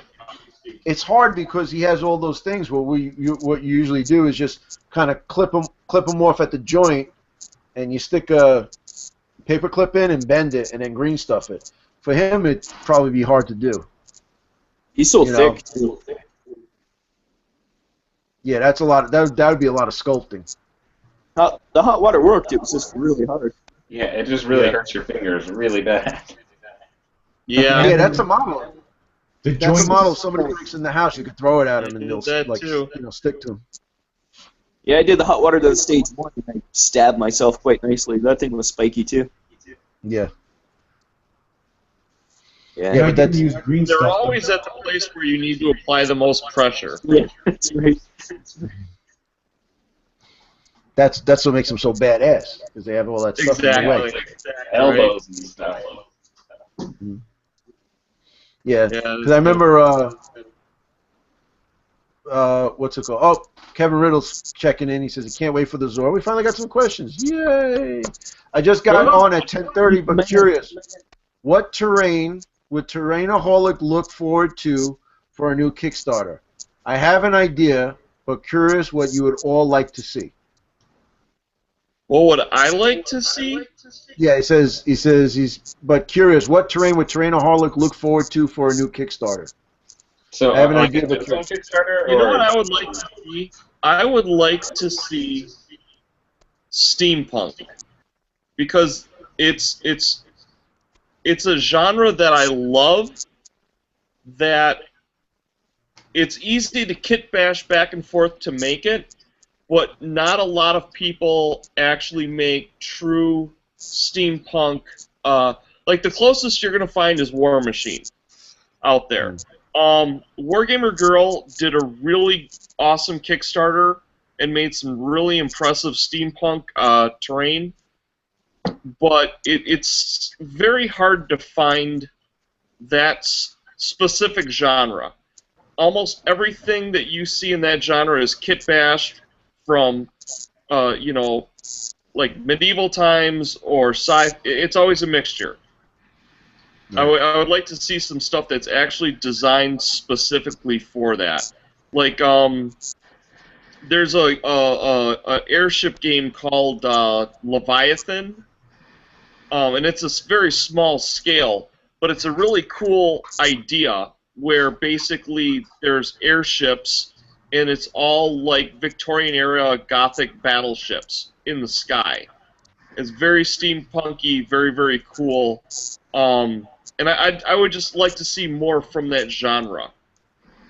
So that would be my answer to that question. You know what? You know what would be cool if somebody made a cost-effective forest. yeah, I was about to say Sure. that exact same thing.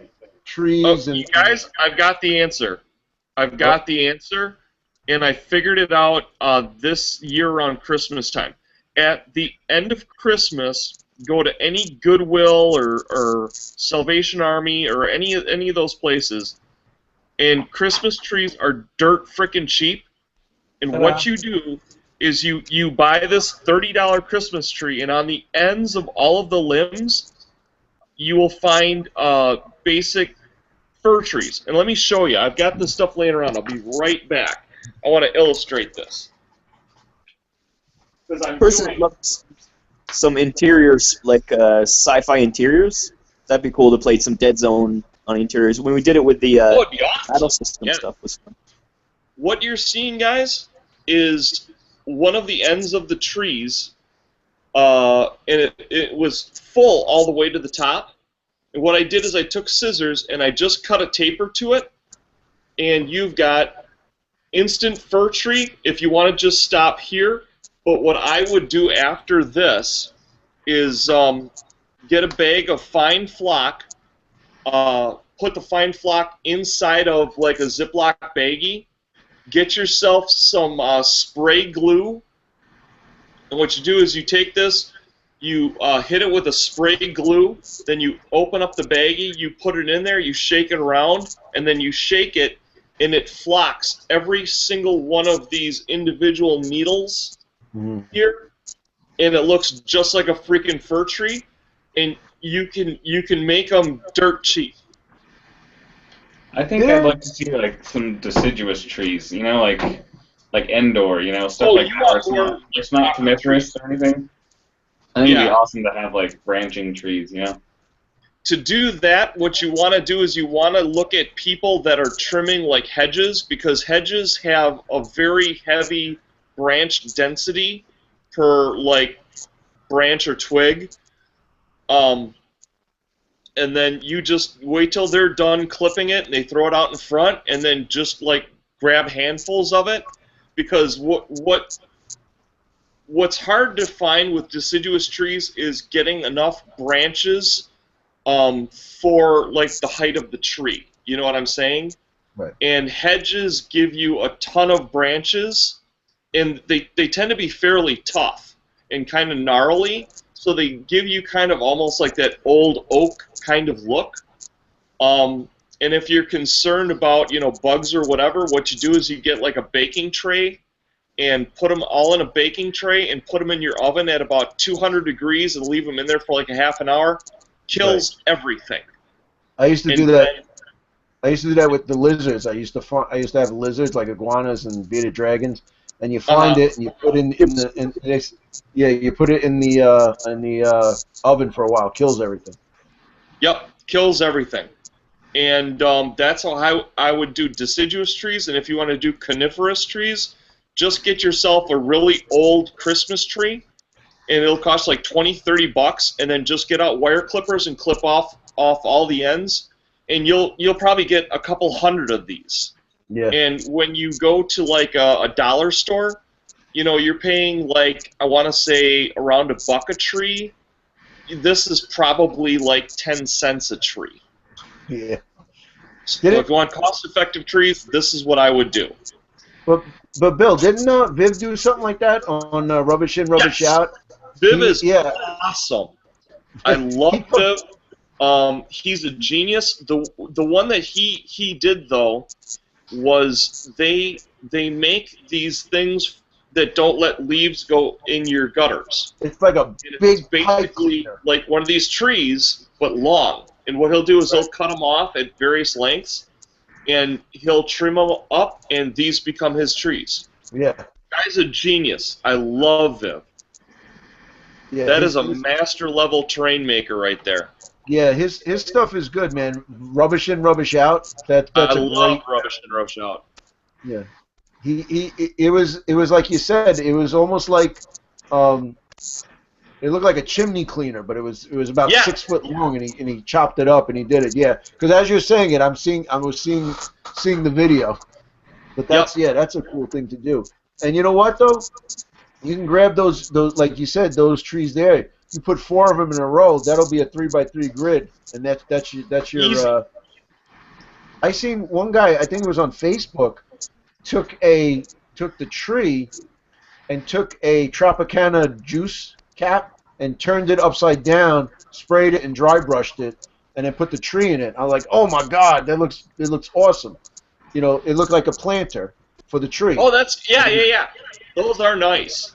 Yeah. Collect if you're like looking for just cheap bits and you drink like soda, save your caps. You know, not huge things, but like little bitsy things. And then when you go to do like sci-fi terrain and you want to have like, you know, big knobs or something on the sides of stuff, I can't tell you how many soda cap tops I've used throughout the years. Probably at least hundreds, if not thousands. Well, you know what you do too? I use them for putting my guys on with blue cap. Yeah, that's genius. Absolute genius. Yep. Just do that, and then you can They're destroy They're them. Perfect size. Yeah. It works out nice because and also it's a cheap way to do it. I actually Austin, I got these off of him, which is pretty good if you put them on the base. I got these things, and then you slide this guy in here. Oh, And, that's cool. Yeah, Austin like from Brush for Hire. They don't fit because see Tyler, they don't fit because I got stuff on my base. But if there was nothing on the base, it would be all right. So I'd be fine. You'd be golden.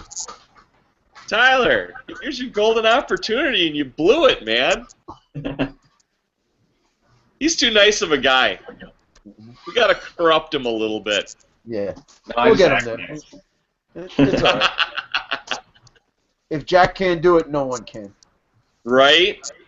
Oh, I don't corrupt people. No, that's. Fuck. I'm shocked and appalled. Quite frankly, a little hurt. I'm just gonna say that. Here's So, my Bill, Jack impersonation. there you go. All the way. Wrong hand. You got to put the other hand up. There you go. I got a drink in that hand. Sorry. So, Bill, what's on the agenda for the channel, man? When are we gonna get some hobby videos, man? Like, You know what? Yeah, I've been getting away from that, and I really shouldn't. You guys have been really inspiring me to want to do more battle reports because, like I said, up till about 2 years ago, I kind of felt like I was like a war gamer kind of staring inside the store because it's like I would make all the terrain, you know, watch people having fun and stuff, and like, but I would never play. And now that I'm starting to play, it's like, oh my God, is this fun? You know, I don't care if I win, I don't care if I lose. It's just fun to just get the army, get the squads, lay it out, and just go for it. So, but you're right. I got to get back to doing more terrain tutorials and whatnot. But I'm actually really just enjoying the hobby. It's amazingly fun. You know what I miss? You know what I really miss? When What's Ben that? used to come over and we used to do those. I did a bunch of them with you guys. Like whatever you're working on, do a 3-minute video and put it up there. That's when I. Yeah. Yes. That's when I first started doing the channel, and then I made the one video with Andrew was the Haticus Painticus. He didn't like the paint. We did it like a nature video. That's an old video, but I was like, don't worry, Bill, we're gonna get back to making terrain soon. And that's when I chopped up my diamond castle, my daughter's diamond castle, and I made 40K scenery out of it. And that was you guys. That was when you and Ben were in the basement, and Right? You know what's so funny is the stories that I hear about like dads, like they would like their daughter or their son would have some sort of toy and they'd see some really neat thing about it, and so they would like accidentally break the toy so they could get that bit to make like terrain out of it, and it's so funny because it's like, they'll buy their kid another toy, but it's like they're breaking toys like specifically on purpose for like their 40K games and stuff like that. It's a riot. Yeah, that was. She wanted to do what's that, Rob? Yeah, Rob, what is that? Yep. He's watching, but he can't respond. So this is a shout out to Adam. Oh, from I'll have to okay. look for that one because that sounds like an absolute riot. Because like when I used to do the mini wargaming show, there was one show that something like that came up, Coach, and like literally almost every single guy that was in the comments area that had kids brought forward some story of like some toy that he liked for something that because they're terrain enthusiasts, so they would come on. They'd see some toy that their kid have that there was a part on it that they like, and they would like accidentally break it off, or they'd break the whole model and throw it out, but they would only throw out like part of it. It's just a riot. Well, that she had like this. It was the Barbie Diamond Castle, Right. and I when I painted it black, it was all gothic, and I was like, oh my god, this is great, and I put some pipes on it and stuff, and we were using it in 40K battle reports, and everybody's like, wow, where did you get that terrain? It's a Barbie Diamond Castle, Right. you know, and then the one. And the funny part was the one thing, if you pressed it, it had a light show and played music. So I that's put awesome. Marnius Calgar in that. Yeah, I put Marnius Calgar in it, and it was the Ultramarine dance party. Oh, all that the is lights so and stuff. cool.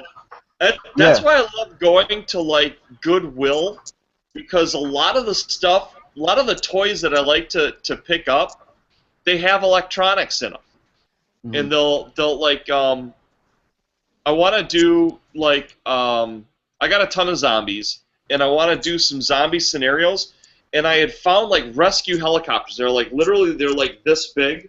They're perfect to scale for 28 millimeter, and you can like press a button and like a light will come on, and like it makes helicopter sounds. I'm like, this would be so awesome for like you're trying to get to the helicopter on the roof, Right. and at the end of the game you get to press the button and hear like the engines rev up, and it's just so freaking cool. It'd be That's how like little kids' toys sometimes are actually better than going and getting like this $50-$60 like Games Workshop model. It doesn't have built-in lights. It doesn't have sound effects. In this toy that I picked up for $2-3 has got all of that. right. And It's you just know, it's funny too. Like you said, like if you were going to get a helicopter that size, I don't know if you guys have gone into like there's 3 places by me that are like they're model stores, but they you can buy tanks and stuff like that, but those kits are like $85-$90. It's ridiculous. Oh my, Yeah, they're I not wanted cheap. to. I was thinking, all right, and I don't say this lightly. I went in. I wanted to buy some tanks for 40K, and I said, all right, you know what? Let me go try to figure out and get some tanks maybe from there to make it look different. The tanks were 3 times the amount of GW tanks. I was like, Yeah. I'm just going to buy the Is that even Warhammer tank. possible?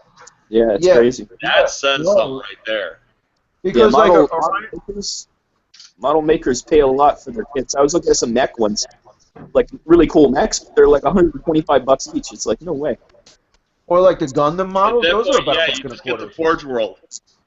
I know, like that's the thing. You can afford the expensive ones. Yeah, because that's what like when people say that GW's prices are really bad. Walk into one of those stores and try to buy a tank. Like I Yeah. was thinking of buying a Land Raider from them because it's a World War I tank. The kit was $130. What? Yeah, oh yeah, and I was gonna have to guff it up and put some symbols and stuff on it Speaking because of, I wanted to use it speaking for of Land 40K. Raiders, did you guys see that video? It's been circulating on a bunch of wargaming groups, but it's like someone basically made their Land Raider like an RC car, and so Yeah. it moves on its own, like the actual treads move, and it's got lights, like headlights, and then it opens up that front hatch. It's Yeah. awesome. I saw that today. Somebody posted on Facebook. But you know Yeah. what's a cool one? If you Google it, if you put like Lego Land Raider or Lego Lego anything uh, 40K is awesome. yeah, it's just that they took Lego and he made a motorized, not Land Raider, but he made like the regular tank, Godhammer pattern tank with the las cannons and stuff, and the Holy las cannons move and everything. Oh my God, that's. I wonder if that's the someone's cool- made a Titan out of Legos. That would be awesome. Yeah, I bet they have. yeah, they And they're got not that tall. They're only about 12 inches tall.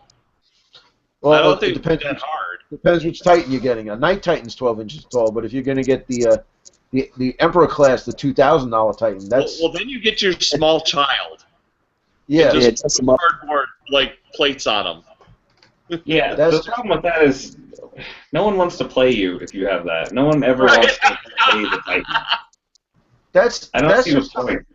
It's Or that's the just Tau something. Manta, the one that's like 4 feet long. Like who would in the right mind ever want to play against that? Is that the Orca? That's the That's Orca, right? Or I don't know what it is. I don't follow 40K anymore. Emperor class. Oh, are you talking about the Tau ship? Yeah, the Tau one that's like the That's length of the crazy table. big. Yeah. It's Yeah. like It's called a like manta a because it looks like a 4x4 manta board ray. itself. Hmm. I Coach, know we what got you're a talking question. What's about. that? I thought question about on building Twitter. that just to do it out of like foam, because it's like stupid expensive, and like if I did it out of foam, I could do it for like probably 1/100th of the cost. Yeah. It'd be a lot of sanding because there's a lot of round curves and stuff, but it's like I could do it. Well, the Emperor Titan, the whole thing is like on its back is like there's a city up there. Yeah. So, so like A I cathedral. mean, It's crazy. Yeah. yeah, but it's like $2,000 for that. Right. So stupid. It's ridiculous. They just came out with it. It's like $2,000. It's $2,000. It's all resin. That's Oh my insane. God. Man. I gotta go on Forge World and just take a look at it. Well, I heard now's the time that because the dollar is a lot better. With all, I don't really Yeah, know what's going buy on. now. I hear that the dollar is 1.59 pounds. So now's the time. But I looked on Mantic's website and everything's the same. So, I guess Ronnie's like, screw the conversion rate. We got a question on Twitter, Coach. Okay. From Adam Voxman. He wants to know our thoughts on the Deadzone factions, the starters and the boosters, and which are good and which are not, as in what comes in the boosters and the faction starters. I haven't really looked at them. Have you actually looked up the? Yeah, I can talk a little bit about this one. Perfect. The Rebs and the Marauders have fantastic deals. I mean, those all have something you want, especially the boosters. The boosters for those two are awesome. It looks like you get some. I don't know if they were from Dungeon Saga or if they were from Kings of War, but you have some like non-chainsaw mouthed mob beasts. I don't know if that's for sure in there, but that looks pretty awesome. Those are the bomb bots. Yeah, they're from Kings of War, though, I think, originally, those ones. Yeah. Model. But yeah, those are all pretty sweet, and it's good deals too. Like you get the Storak sword spawns and stuff that you can't get otherwise, and I think those are pretty sweet deals. The Enforcer one I think is kind of crappy in terms of what you buy. Like the booster is basically just a squad of peacekeepers and like a couple other things, but it's not really worth it compared. But I think definitely the Marauders and the Rebs have pretty sweet deals on both of the starter boosters. Right. No Lancers in those things yet, though. Coach, you like the Reb Lancer. Oh man, you know what? That's a travesty right there, man. Because those Lancers are awesome. They really are. They really. Yeah, they're the best. When you're kidding out a Rebs force, and if you take that elite force, and you put Nikolovsky in there, and she takes, the Lancers as troops, that's really where you need to be, man. But I thought the Forge Father booster, the starter kit wasn't bad either. It's like $40, right? Yeah, it's like $40.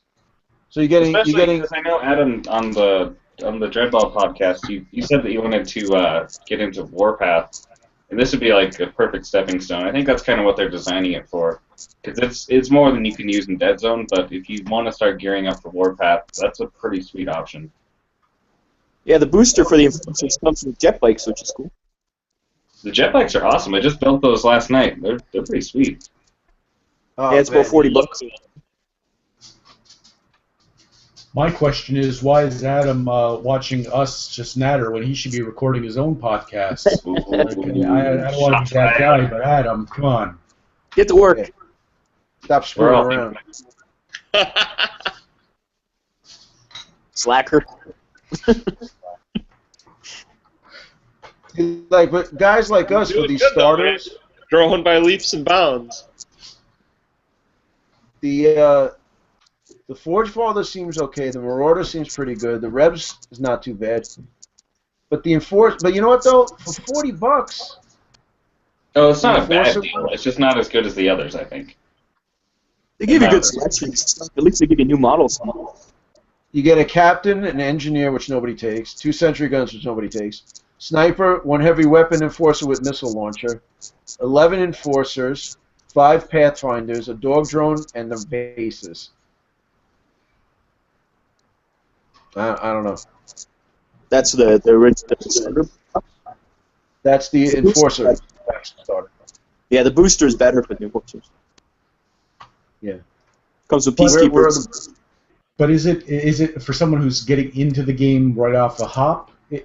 That's a pretty well-rounded. If you want to play enforcers, that's pretty well-rounded. If it's someone who's already playing, they already have, the Yeah, it's hard to come at this unbiased because we all have so much stuff. We're all like, exactly. I got a question for you guys. Yeah. Are the points values the same between all the different box sets? Or are the Probably points not. values different? No. I would not assume even- they're because if you brought that many peacekeepers, you'd be sky high with points. Yeah, it's just random numbers there. The points values don't matter in those box sets for sure. So it's just strictly model variety. Okay. Yeah. I See, It's like- model count, yeah. See the I have to pick up the Rebs one because I don't have any of the special Rebs. I don't have any of the medic or the craw or any of that stuff. You're not going to use. Yeah, I know. Sword spawn's don't awesome. worry about it. You'll never use it. I like the sword spawn. You know? But you might use them for Warpath. Because that's Probably not not Rebs. Rebs are a while off of Warpath because they're not really an army. They're like the run into the city and try to steal all the people's shit when they're. They should have like swords running around in it, yeah. I think the Rebs are going to be strictly a Deadzone thing.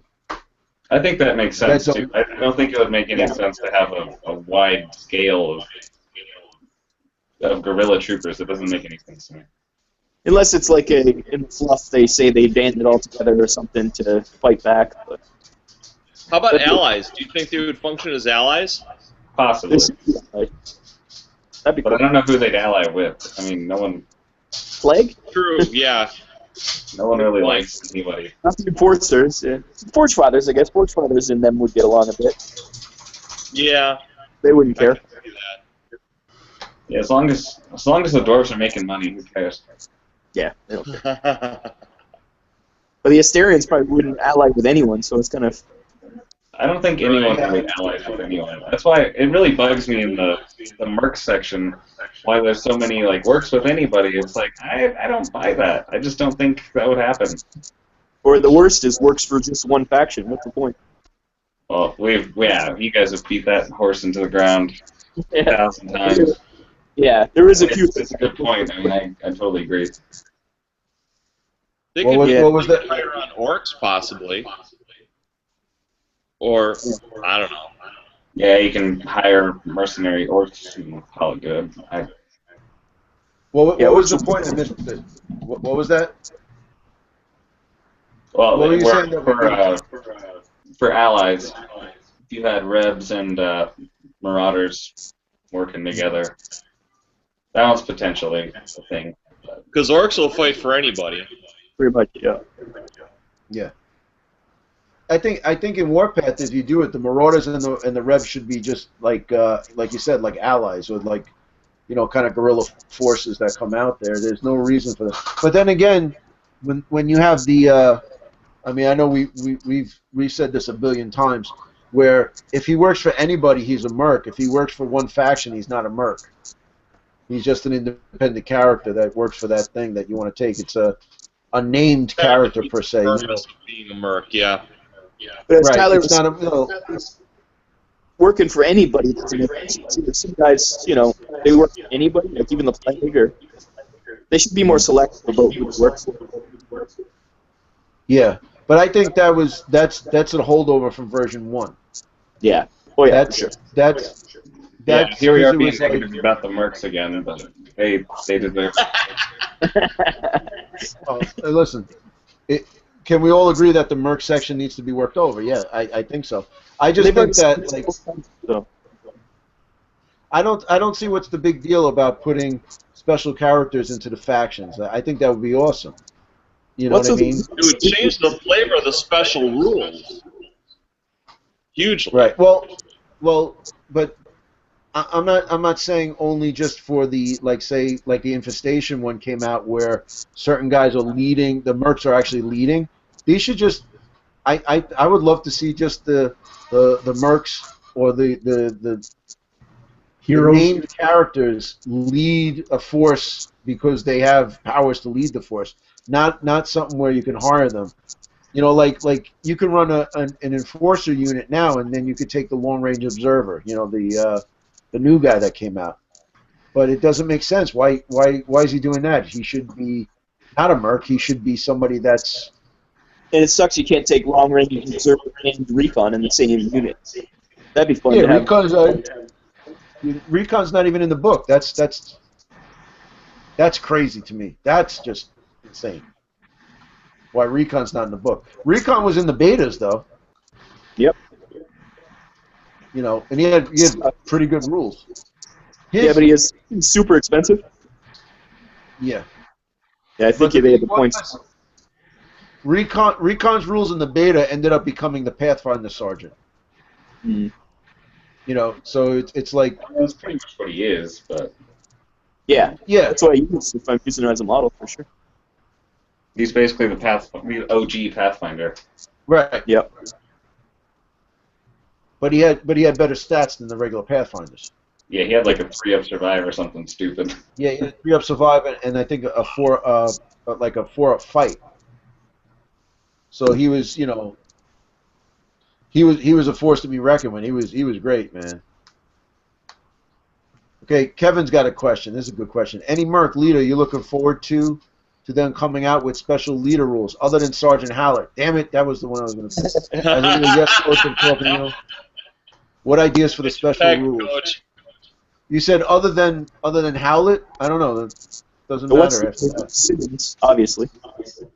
What's that? Actually, Simmons' rule would be pretty interesting if they can make it work. I told Ronnie straight up. I said she sucks. You better get to work on that. Yeah. Because, you know, and listen, if they're gonna do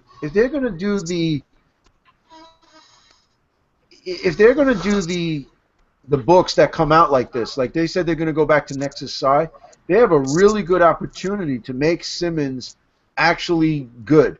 Now, if her model is not that good, or fight stats not that good, or whatever, it's not that good, you can kind of understand that. If she's like a basic stage 3, it could be good. It could be okay. The main thing is the splat has to be on point. She's got to be like the great mind, you know, the one that is pulling all the strings. She's got to be the central intelligence that can do all the cool stuff. Right. To answer the question for me, I'd probably have to say the Survivor. I know he's not really a faction leader, but he's my favorite model out of all the mercs. And I don't know, I think he'd be really cool to have some sort of cool something or another. I don't even know what it would be, but I think he's cool. Or Blaine, too. Blaine is a leader of a unit. That'd be fun. Oh, yeah. Well, it would be like rampage all the time. With Warpath, he's like a tyrant king or something, or he's a something mercenary warlord or whatever they decided to call him. But yeah, he'd be awesome. Yeah. Have some sort of shady backdealing and something or other worked into his stats. That'd be cool. That'd be cool. Pays people off so the other unit guys lose his guys or something. Pays them to leave. Yeah. That'd be funny. I think that though they have to separate, like we've been saying from the beginning. Like Hallett would be a leader, but a Sikh, you know, she could be a leader, but you know, of a faction. But you got to pick the faction. Yeah. You know, she works just for Plague. If she just works for the Plague, then you know she could be the Simmons. You know. Have two. Edic Premier, I really like the model. He's got great rules and stuff, but you know if he's working for the Rebs, he's a leader. Chief Radguard works for anybody. but make him a He's an orc. a merc leader. Yeah. Boomer is a true merc. The Hellfather seems to me like he's a true merc. Yeah, because he's not really a Forge Father. He's like an abyssal dwarf, really. Yeah. Right. I think his model's hilarious. He's like a little guy on stilts. Yeah. I think it's so funny. He's got short man syndrome. He Like, really respect doesn't me. care for his stature. And What was and it? the Dark mouth- Helmet He wore his heels. from and the Spaceballs? funny. Yeah, it looks like his the mouth looks like he's got some kind of like. I don't know. I don't like that faceplate. I never liked that. It reminds me of like a Cylon from the original. Yeah. Original. The original Battlestar Galactica. Looks like a vacuum cleaner. Little Yeah. bit. Poster. Let's say Freya. I don't Or- know. Yeah. Well, she's not a Forge Father though. She's a Forge Father. She should be like Yeah. a Forge Scout almost, like somebody who goes out for them looking for stuff and Yeah, like. 'cause she's a smuggler in the lore. Yeah. She could be like a cool rocker, tight with the Brockers, and then can sneak guys up or something, or sneak items, or well, not items because I hate all those abilities. But The worst items, but Don't even start with that. Yeah. The thing is, though, she did lose her. She lost her. her stranded thing. Yeah, the stranded ability. Oh, that's what it was. Yeah. The She's stanzas. on the other side of the board for some reason. Yeah. Yeah, and the stanzas, she's a merc. Yeah. Yeah, she's a true merc. Wrath is a merc. Works for anybody except the enforcers. But that I like that because that goes in with his fluff. They're Yeah. trying to hunt. It should be anyone except Enforcers, Plague, and Veerman, because I can't picture anybody allying with Veerman or Plague. That's just... I guess if they got the cash. Yeah, Plague are going to fork over a bunch of dollar bills, hand them over to this random merc, and hope But to the God thing they is- can't fight for him. That doesn't make any sense. In the last V1, Wrath had his own agenda, and Yeah. the fluff behind it is that he didn't listen to anyone. So if it wouldn't be like he was hired by, let's say, the Plague, he just pissed off at whoever the Plague was fighting, and his own agenda was to fight with those guys. So I can kind of understand that. Not that technically they're hiring him. He's just being a, Sounds like, yeah. yeah, but it's like, oh look, On the flip let's side- say. Go ahead. I was saying, let's say the Plague are fighting the Enforcers. Well, I'm going to throw a few grenades over there and maybe kill a few of these guys for them. It makes sense. But maybe then you wouldn't get the +1 if he's in a cube with you, as far as combat's concerned. Yeah, that'd be funny. See, but then, things like the Survivor makes absolutely no sense. He works for he could work for the Plague, the guys he's surviving against. It's Yeah, just that's no weird. Yeah. so dumb. It's things like that just really bug me. Well, he could work for the Plague because he can't become part of the Plague. Isn't that his... Yeah, but why would he? No, but I'm saying, isn't that his thing that he's infected by the Plague, but it's not taking him over? Isn't that Yeah, his... but why would he work with them if he's not part of the Plague? He's not part of the fold. It's not like he's a Plague Right. now and he's going to work with them. Or why would he work with Veerman? Why would anybody work with Veerman? Right.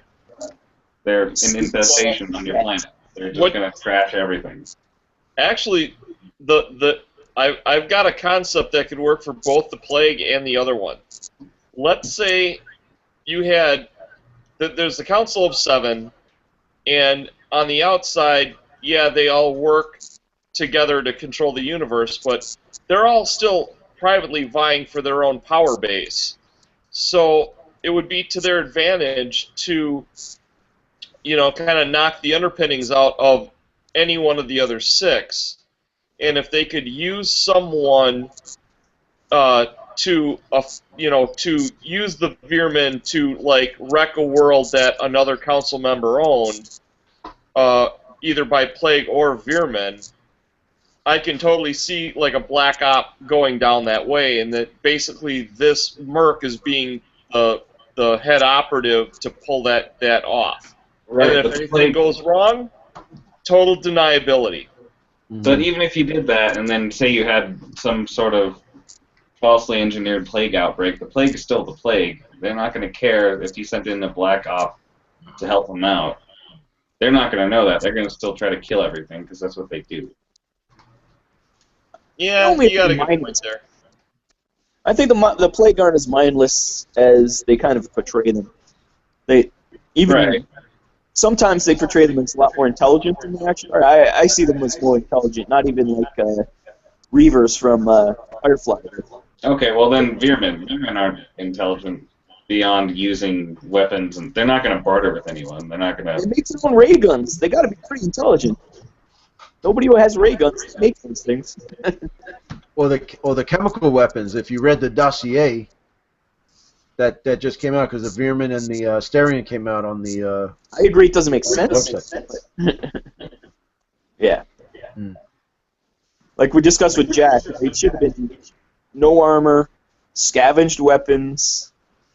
Unless they were like, leading the way. Like, okay, like either one of these armies strikes me as something that would be expanding in all directions.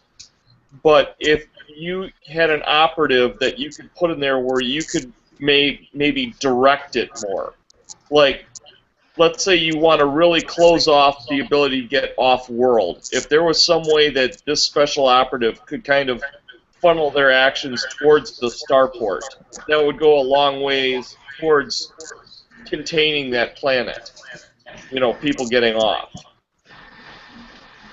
So maybe they're not actively working with them, but they're setting things in motion to get them to be moving in a direction towards a specific cause. I'm just throwing it out there for what it's worth. Right. I'm sure Jack is just loving all this fluff talk. No, I did read the Veerman fluff because I painted some and I wanted to build a strike team and I didn't think it made much sense, and I was just like, I'm not the target audience for this. In the book, I wanted them to say, okay, here's a picture of the creepers, here's a picture of the stalkers, this is what they look like because you have the models, And I'm just reading, and it's talking about how they scavenge, they like to make ray guns, and I'm thinking, well, aren't they miners? Why aren't they like excavating beam weapons that happen to do damage? Like, no, it wasn't for me. As we said, yeah, like we were thinking that it should be space Veermen and miner Veermen, like two different types. Because at some point they said they like to climb onto other people's ships and live in the walls, and I thought, oh, that's cool, but some of them are as big as a stage 1. Like, what wall is this? Is this Nightmare going to be in with his a really big wall? That's right. Imagine the mouse hole those guys are coming out of. It's the true Tom and Jerry one with the Gothic pillars in the front of it,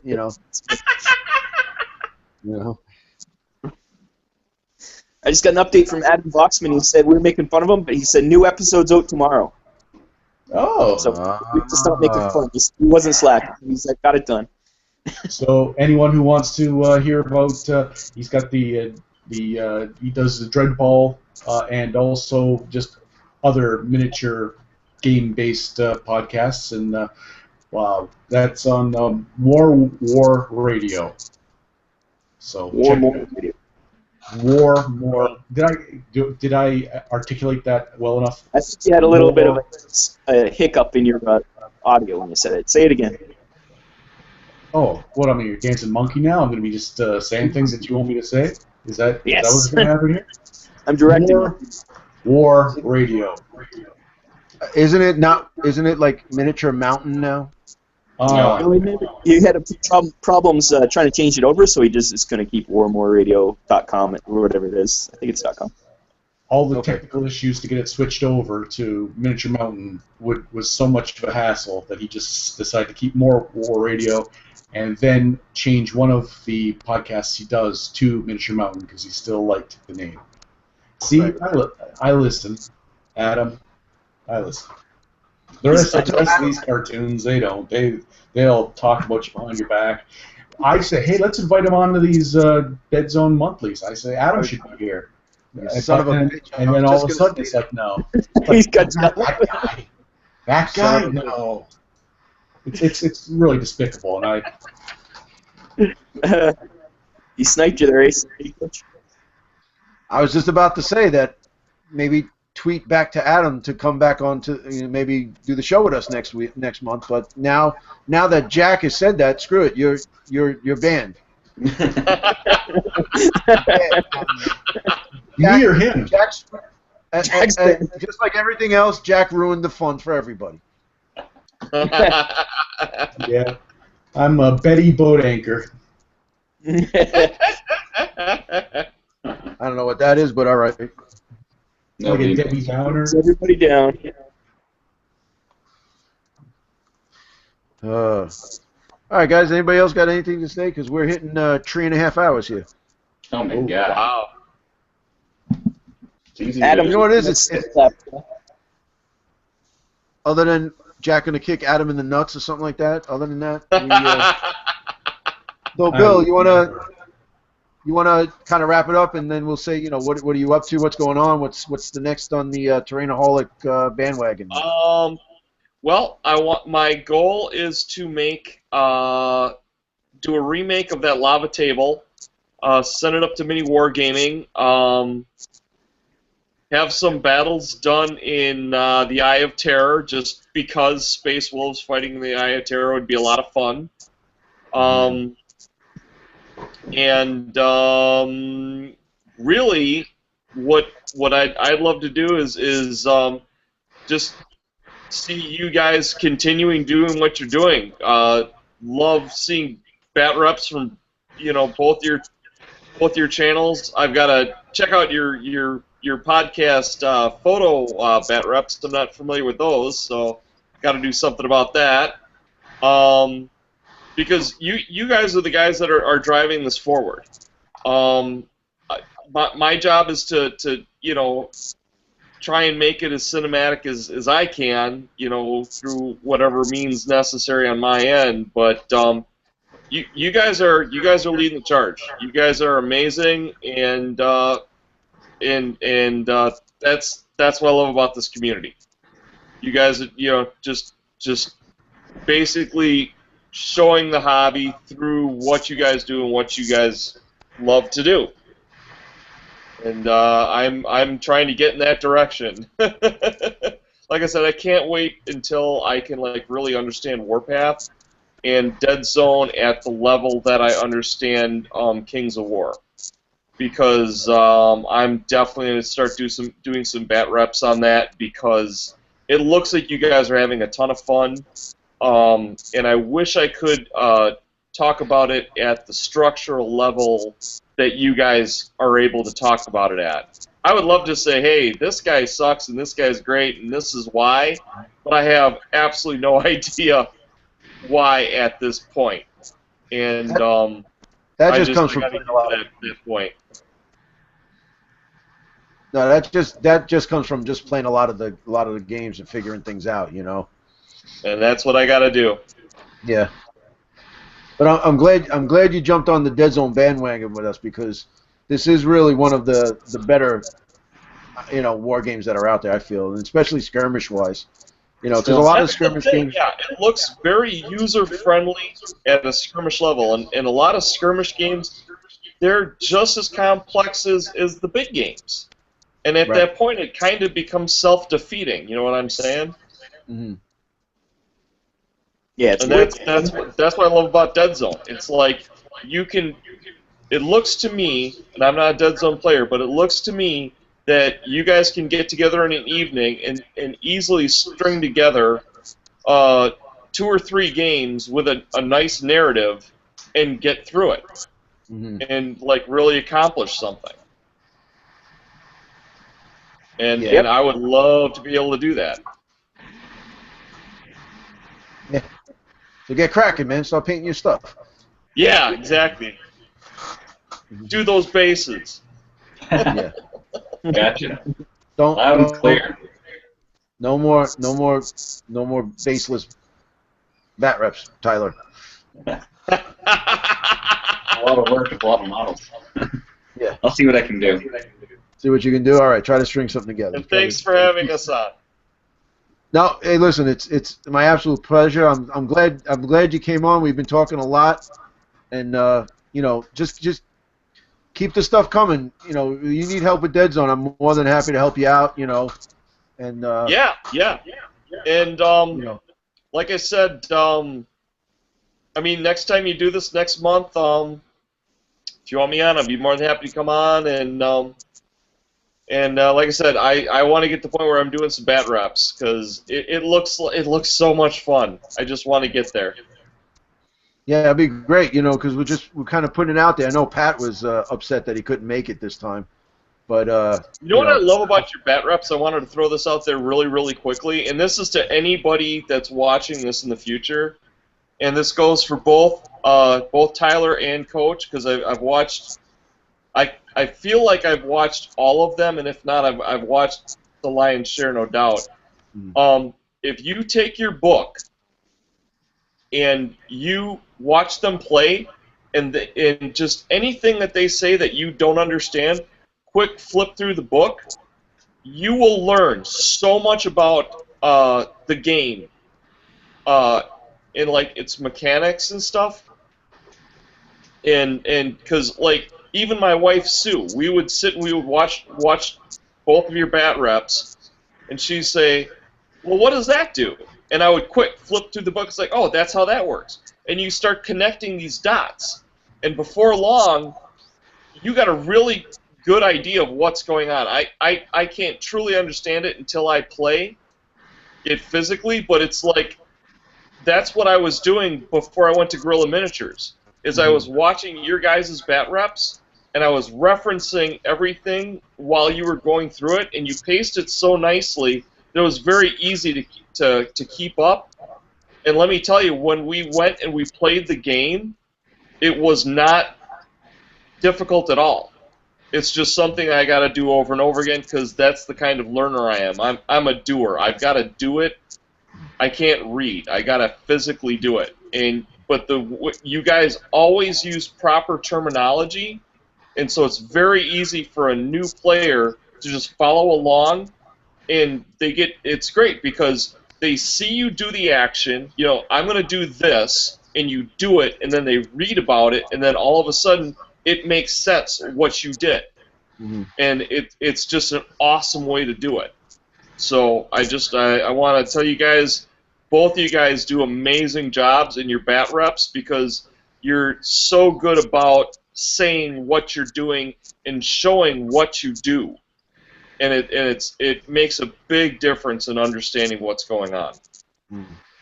Another thing with these guys too is that you ask a question in the comments. Both of these guys, they're right there, and they answer every single comment they get. They are there. You are not kidding. Yeah, that's my favorite part. You can't ask for better support than that. Yeah, getting comments is the best part for sure. You get to see people interacting, and then you know people are watching it and actually like following along, and it's fun. It's fun to talk to people that otherwise I would never talk to them otherwise. So it's awesome. Yeah, I think it's important too because I comment on a lot of videos. I mean, I think I watch more YouTube than TV, and I don't like when you comment on a video and somebody's too big or too good for you.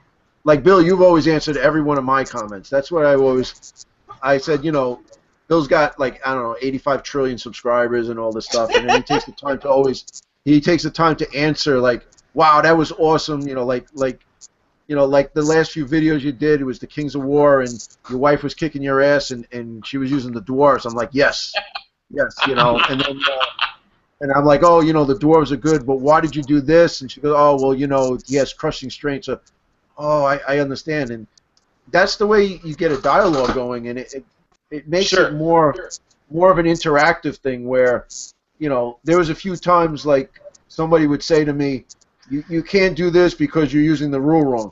No, this is the way we're playing it because this is the way it was written. Well, when the FAQ comes out, it's going to be this way. Well, when the FAQ comes out, we'll change it. But as of now, the way it's written, raw, we're gonna rule as written. We're gonna do it that way, and it makes a lot of sense, you know. Sure. You know, people was, you know, like when we first started playing about the indirect rule, because I put up, you know, we put up that first bat rep. Like we had the beta for a while, and then we put up the first bat rep. It was Marauders versus Plague, and I think we messed up on the indirect rule, and somebody was saying that we messed up on it, and I was like, oh, we take it in stride, but hey, you know what? You're right, we missed that, or why didn't Hot Dice roll for his energy shield? Well, because he sucks, so don't worry about it. We're learning, yeah. That's what I love about the community is that so many people do know a lot and they're willing to share. Right. As long as you don't take it personally and it's just okay. They're just there's a fine line between insulting and helping something along, but I think for the most part, people really are pretty much trying to help you along. You know what I mean? Yeah. So once in a while, there's a dick in there. Oh yeah, there's always gonna be that guy. There's always gonna be that guy, but it's also kind of how you take it. And some people just that's how they're gonna come across because that's how they are. But the vast majority, they love the game and they'd like to see it played as correctly as possible. And I think us as players, we want to play it correctly. Right. And it's not like a personal thing at all. It's I guess nurturing. That's probably like the total wrong word to say for macho wargamers. But yeah, we're all we've all got that little bit of a motive. We all want to help each other along, get better at what we love. Mm-hmm. At least I think so. Yeah. And the only thing that I can't stand is when a guy gives you a thumbs down for no reason. Oh, I know. I think every thumbs down should be attached to whoever the person that did it. I had I think that would French change guy. things a lot. I had a French guy from the Mantic forums comment on my Dreadball video and said that he didn't like how fast it was moving.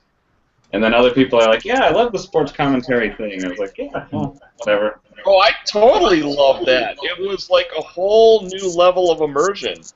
It was a bit long. But But it was entertaining. Tyler, but when you did it though, that's hard to do, man. That's like It is, yeah. It's really because I'll never forget. I know of does that. The guy that we were doing a 40K bat rep, and we were filming and we were doing all this stuff, and after we're done, we finished and we do our final commentary. He looks at me and he goes, "I didn't know it was this much work." It's like to do battle reports. It's a lot of work, man. And to he's make probably it, not the guy editing it. no, and Yeah, editing that is poor just, guy. Yeah, editing takes a while. It's a couple days process. Well, you were asking me. He says, "Where's the battle report? The overhead view?" And then I got it. It's just I got to edit it, and it's it's sitting on the terabyte. People that don't do it will never understand.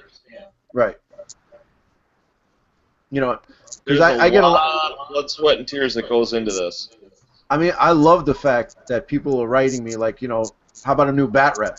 I'm like, I got a job, man. This is just for fun, I got. Right. I mean, I would love to do bat reps for a living if anybody wants to, Support me. Romantic. Oh, by the way, support healthcare. it's only a matter of time before I get a job being the bat rep, whatever, connoisseur. Romantic bat rep guy. The Bat Rep Corporation. Yep, that's me. Well, I don't know if Mantic's hiring because if those two other jamooks did that battle report, it was bad. So. States guy. He'll be the United States guy. Yeah, not a problem. But so Tyler, what do you got coming up? Any earth-shattering things other than the whatever you put out, whatever video you put out, they're gonna write a blog post about it. So I'm just wondering, maybe I should get my stuff together. Apparently, I have some basing in my future. Okay. I have a crap ton of Deadzone terrain I still have to do. in terms of my channel, hopefully more battle reports. I think Tim will be up here the first week of July, so at least that's what he said. So hopefully we'll have Tim back on. I really want to hit Warpath really hard because right now is when we can make the most difference.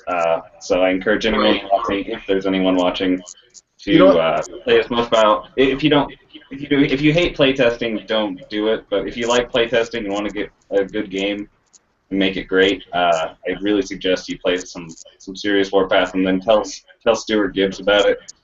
Hey, Tyler? He makes Not serious to interrupt. changes. What was Sorry that? to interrupt, bro.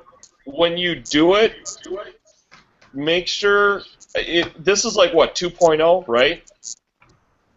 The 1.2. Is it 1.2? If it's not too much trouble, even if you put it in like the description, just so that people know that this is new, because Yeah, the way I this always put plays that in the versus description, the I think. original is completely different. Mm-hmm. And I don't want people to see like your bat rep and think, oh, this is the one from 2 years ago, and not bother with it. I should probably put Warpath Beta Battle Report or whatever. Or beta or something. Because the last thing I want is you guys to not be seen, especially because it's current and it matters. Exactly like you were saying, if they don't get the changes done right now, then it might find its way into the final cut where we don't want it to be. Yeah, exactly. You want the greatest amount of balance brought to bear now. Well, what about a Warpath how-to? That would be awesome. I could probably do that on my own. It'd be a lot of me talking, but you know what? But what if about I can't get someone up here? Yeah, I could try to pound one of those out because my how-to Deadzone is my most popular video. It's almost at 2,000 views. Yeah. But nice. Yeah. Very, which very is like nice. chump change talking to these guys, but What's your best it's tough because there's so many weird nuances, and I'm still learning the game. I still have people commenting saying, "Hey, you did this, this, and this wrong," and I'm like, "Oh, thank God you told me so." Never looked back at it. Well, look at it this way. This is what I would like. What I would like to see. How do you? All right, so you build up a force. Let's just say whatever it is per se, and small points. You know, I'm going to talk 40K because I can't comment Warpath. I'm going to take a leader. I'm going to take an HQ, 2 troops, 1 elite, 1 fast attack, and 1 heavy. All right, so now translate that into Warpath. So now I build my list. What do I do? How do I deploy? How do I roll for mission? How do I and how do I play the game? So so you know, and don't do it in a 6-hour video.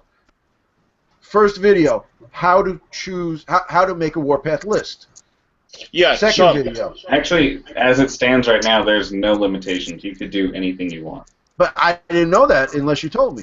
So I'm saying if you made a video, okay, you know, boom, boom, boom, boom, boom. And honestly, if you make a 5-minute video, a lot of people watch it because those small videos get a lot of view time, right? When I do my hobby videos, it's like overnight. It's like, oh my God, it's so much. Then I do a Deadzone one that I pour my heart and soul into, and it's 400 views. I'm like, oh my, but my 3-minute video got 2,000 views. Why is that? It's just people are fickle. Sometimes you want to watch a lot, sometimes you don't.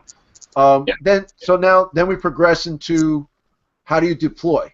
Okay, what's the difference when I roll this? Why do I roll these dice? Because I'm telling you honestly, I read these rules and I know I've been kicked in the head a lot, but I can figure stuff out. It's very convoluted. It's very hard to put together. And now that you have a grasp of it, that should be move on. Make a 5-6 part series that one builds onto the other. So now if I'm watching. Right, and then I'm watching. If you want, give me a call or whatever. I'll teach you how to do it. So it's like, all right, we're in video 4, and I click on video 4, and it's like, okay, we're using heavy support now. And then at the end, you could say, click to the previous video, which was how to build a list. Oh shit, you know what? I missed that. I want to go to this one, and I click that, and then just 5 or 6 videos. Do a whole list thing. Yep.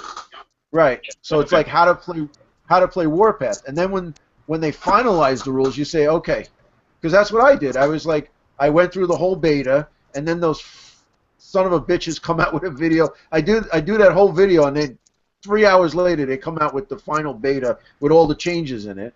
So I was pissed off. We had the rules for what, right, Jack? 3 or 4 minutes we had them. So yeah, I watched your video. We had discussed. Oh, well, okay, this is gonna. Because I think we had been talking to you maybe even the day before or something like that. Right. It was very, very soon, but we thought, okay, for sure, this is good. This is hot. We'll strike while iron's hot. We'll have plenty of time, and they dropped it like the just PDF like came out. It was they dropped us the beta, did the videos, and then they dropped the PDF. That's what it was. And we did the podcast and the videos. But then I went back and I said, all right, I'm going to do a video on all the changes from the beta to the PDF. And, you know, you just build it like that. I'd love to see it. I want to start playing Warpath. I don't know where to start. I have no idea where to start. The rule book is laid out. I think it actually wouldn't be too hard. You just do it by section. Kind of like Deadzone. You'd say, this is how you assault, and this is how you shoot, and this is how you... So I think, yeah, that's a good idea. Let's probably get on that. Yeah, especially if I can get it on that would make it very accessible. So write this down. Tyler's list: basing miniatures, how to play Warpath, and It's like then homework. I don't know. And then your homework assignment is to make me a Deadzone Warpath list. Teach us Warpath. Yeah. Okay, well, that's okay. Yeah. Pressure. You're No on pressure. summer vacation. You're on summer vacation now, so you know you could do it. I still have a JOB also, so. Listen, don't start with me with that, man. The job is not so bad. It's the frickin' commute that's killing me, right, Jack? But Tyler, you're young. You have more energy than us old party. But no, I would see, like, I would love to see that. Like, how the frick do I have enough enforcers now to run a small force. I'd like to play a small game of Warpath. You know what? What's the point system in Warpath? Like, what's a decent? 2,000 is pretty much an average game. All right, so now for 1,000 points, can we get rolling? Yeah, you could. It'd probably be a short game. They're pretty short games anyways. But you know what, though? You know, in Deadzone, the sweet spot is 2, but you learn with 100. You know what I'm saying? So that might be where to go. I mean, I would love to see that because I want to play Warpath because I dumped a bunch of money into that Kickstarter, and I don't want to get models and have them sit on the frickin' shelf. I got enough of those already. I want to actually use it. Right. And the thing is this, too. I know Bill can attest to this, and I know you can attest to this. I love playing Deadzone, but there's something about grabbing 60 dice and rolling them in your hand. There's something to that. It really is. That's why, like, people like when I used to play Tyranids, and I would come with 4 cubes of dice, and I'm rolling 130 dice because at the time I could, and they're like, well, what's wrong with you? You know, I don't understand that. And it's just there's something to it, man. It really is. And I tell you, like I love. Jackpot. I'm loving Deadzone. I mean, I love this game, but I really want to put that 6x4 mat out, and I want to start going to town. You know, putting all the scenery out and get, you know. But I don't know how to. I don't know where to start. And I read the rule book a few times, and I don't know if I'm reading Firefight or if I'm reading the other one. That's another thing. I actually want to try out Firefight. I have yet to try it out, and there's actually quite a bit of demand for people asking, like, "Hey, you gonna do Firefight?" So hopefully I'll do that at some point, hopefully soon. Because I think I really want to hammer it at Warpath right now, because I really want that to get the attention it needs right now. Because this is when the rules are being written, not when it comes out. So this is time that we need to focus on breaking the game and figuring out how not to break the game. Or do what I do. I mean, a simple battle report. I mean, before I even put up the most recent one I did, the guy I played against, Michael Kopp, who's a really great guy, he wrote up about his feelings towards the game, put him on the forums, put him on Facebook. Oh, that was the guy who was like, oh, okay, I'm going to do instant changes. You say too many things have high AP, I lowered every AP. Or so it's not like your decisions have no, or it's not like your testing doesn't go where it should. I mean, Stu is awesome. He reads everything. He'll try to do his best to work the game the way he's hoping it will, but also take in everybody's, consideration and how they feel. Yeah, because I'd like to do like a video and play test it to be part of that, but it's a daunting task on where to start.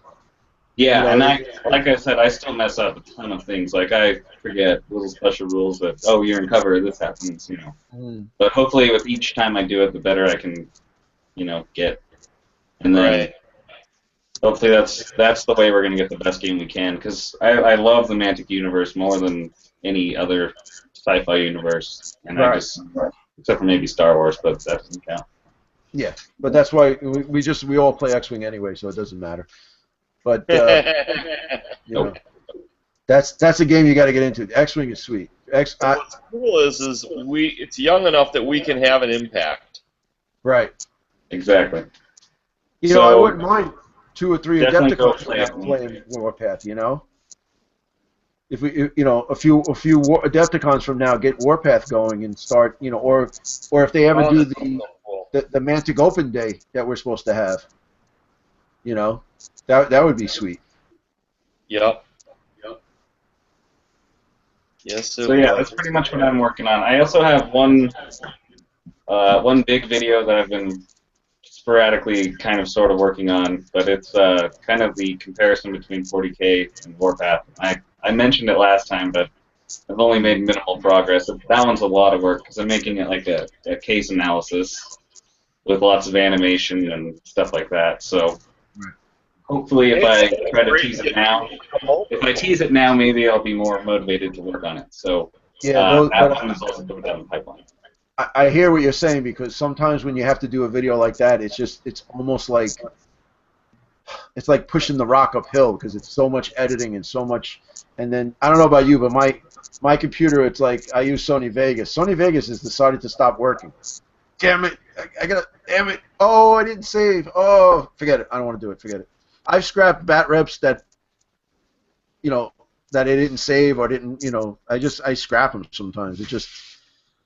Yeah, so I'm hoping if I say something about it now, I will be more motivated to work on it. It's just like if you post pictures and then people say, hey, I want to see that painted, you're more likely to paint it. Right. Right.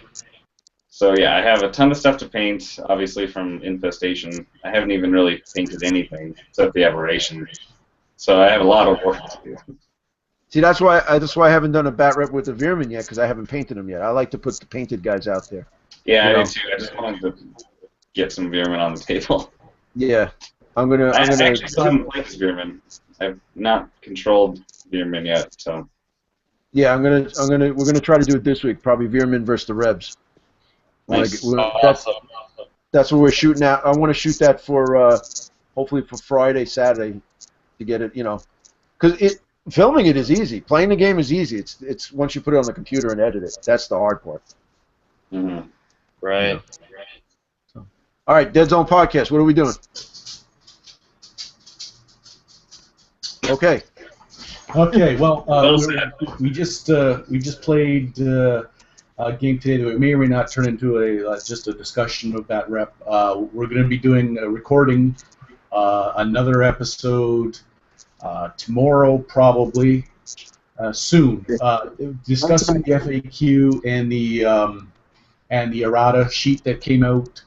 Now, because we wanted to digest it, there's there's some things in there that we had some questions about, how they change zombies and whatnot. So we'll be discussing that, and then actually our abject discussed at what Warpath is, and we were kind of toying with just making Deadzone, expanding Deadzone up a little bit. I'd like to try that and see how that works. But basically, maybe getting in a couple more games, maybe bat rep them, I don't know.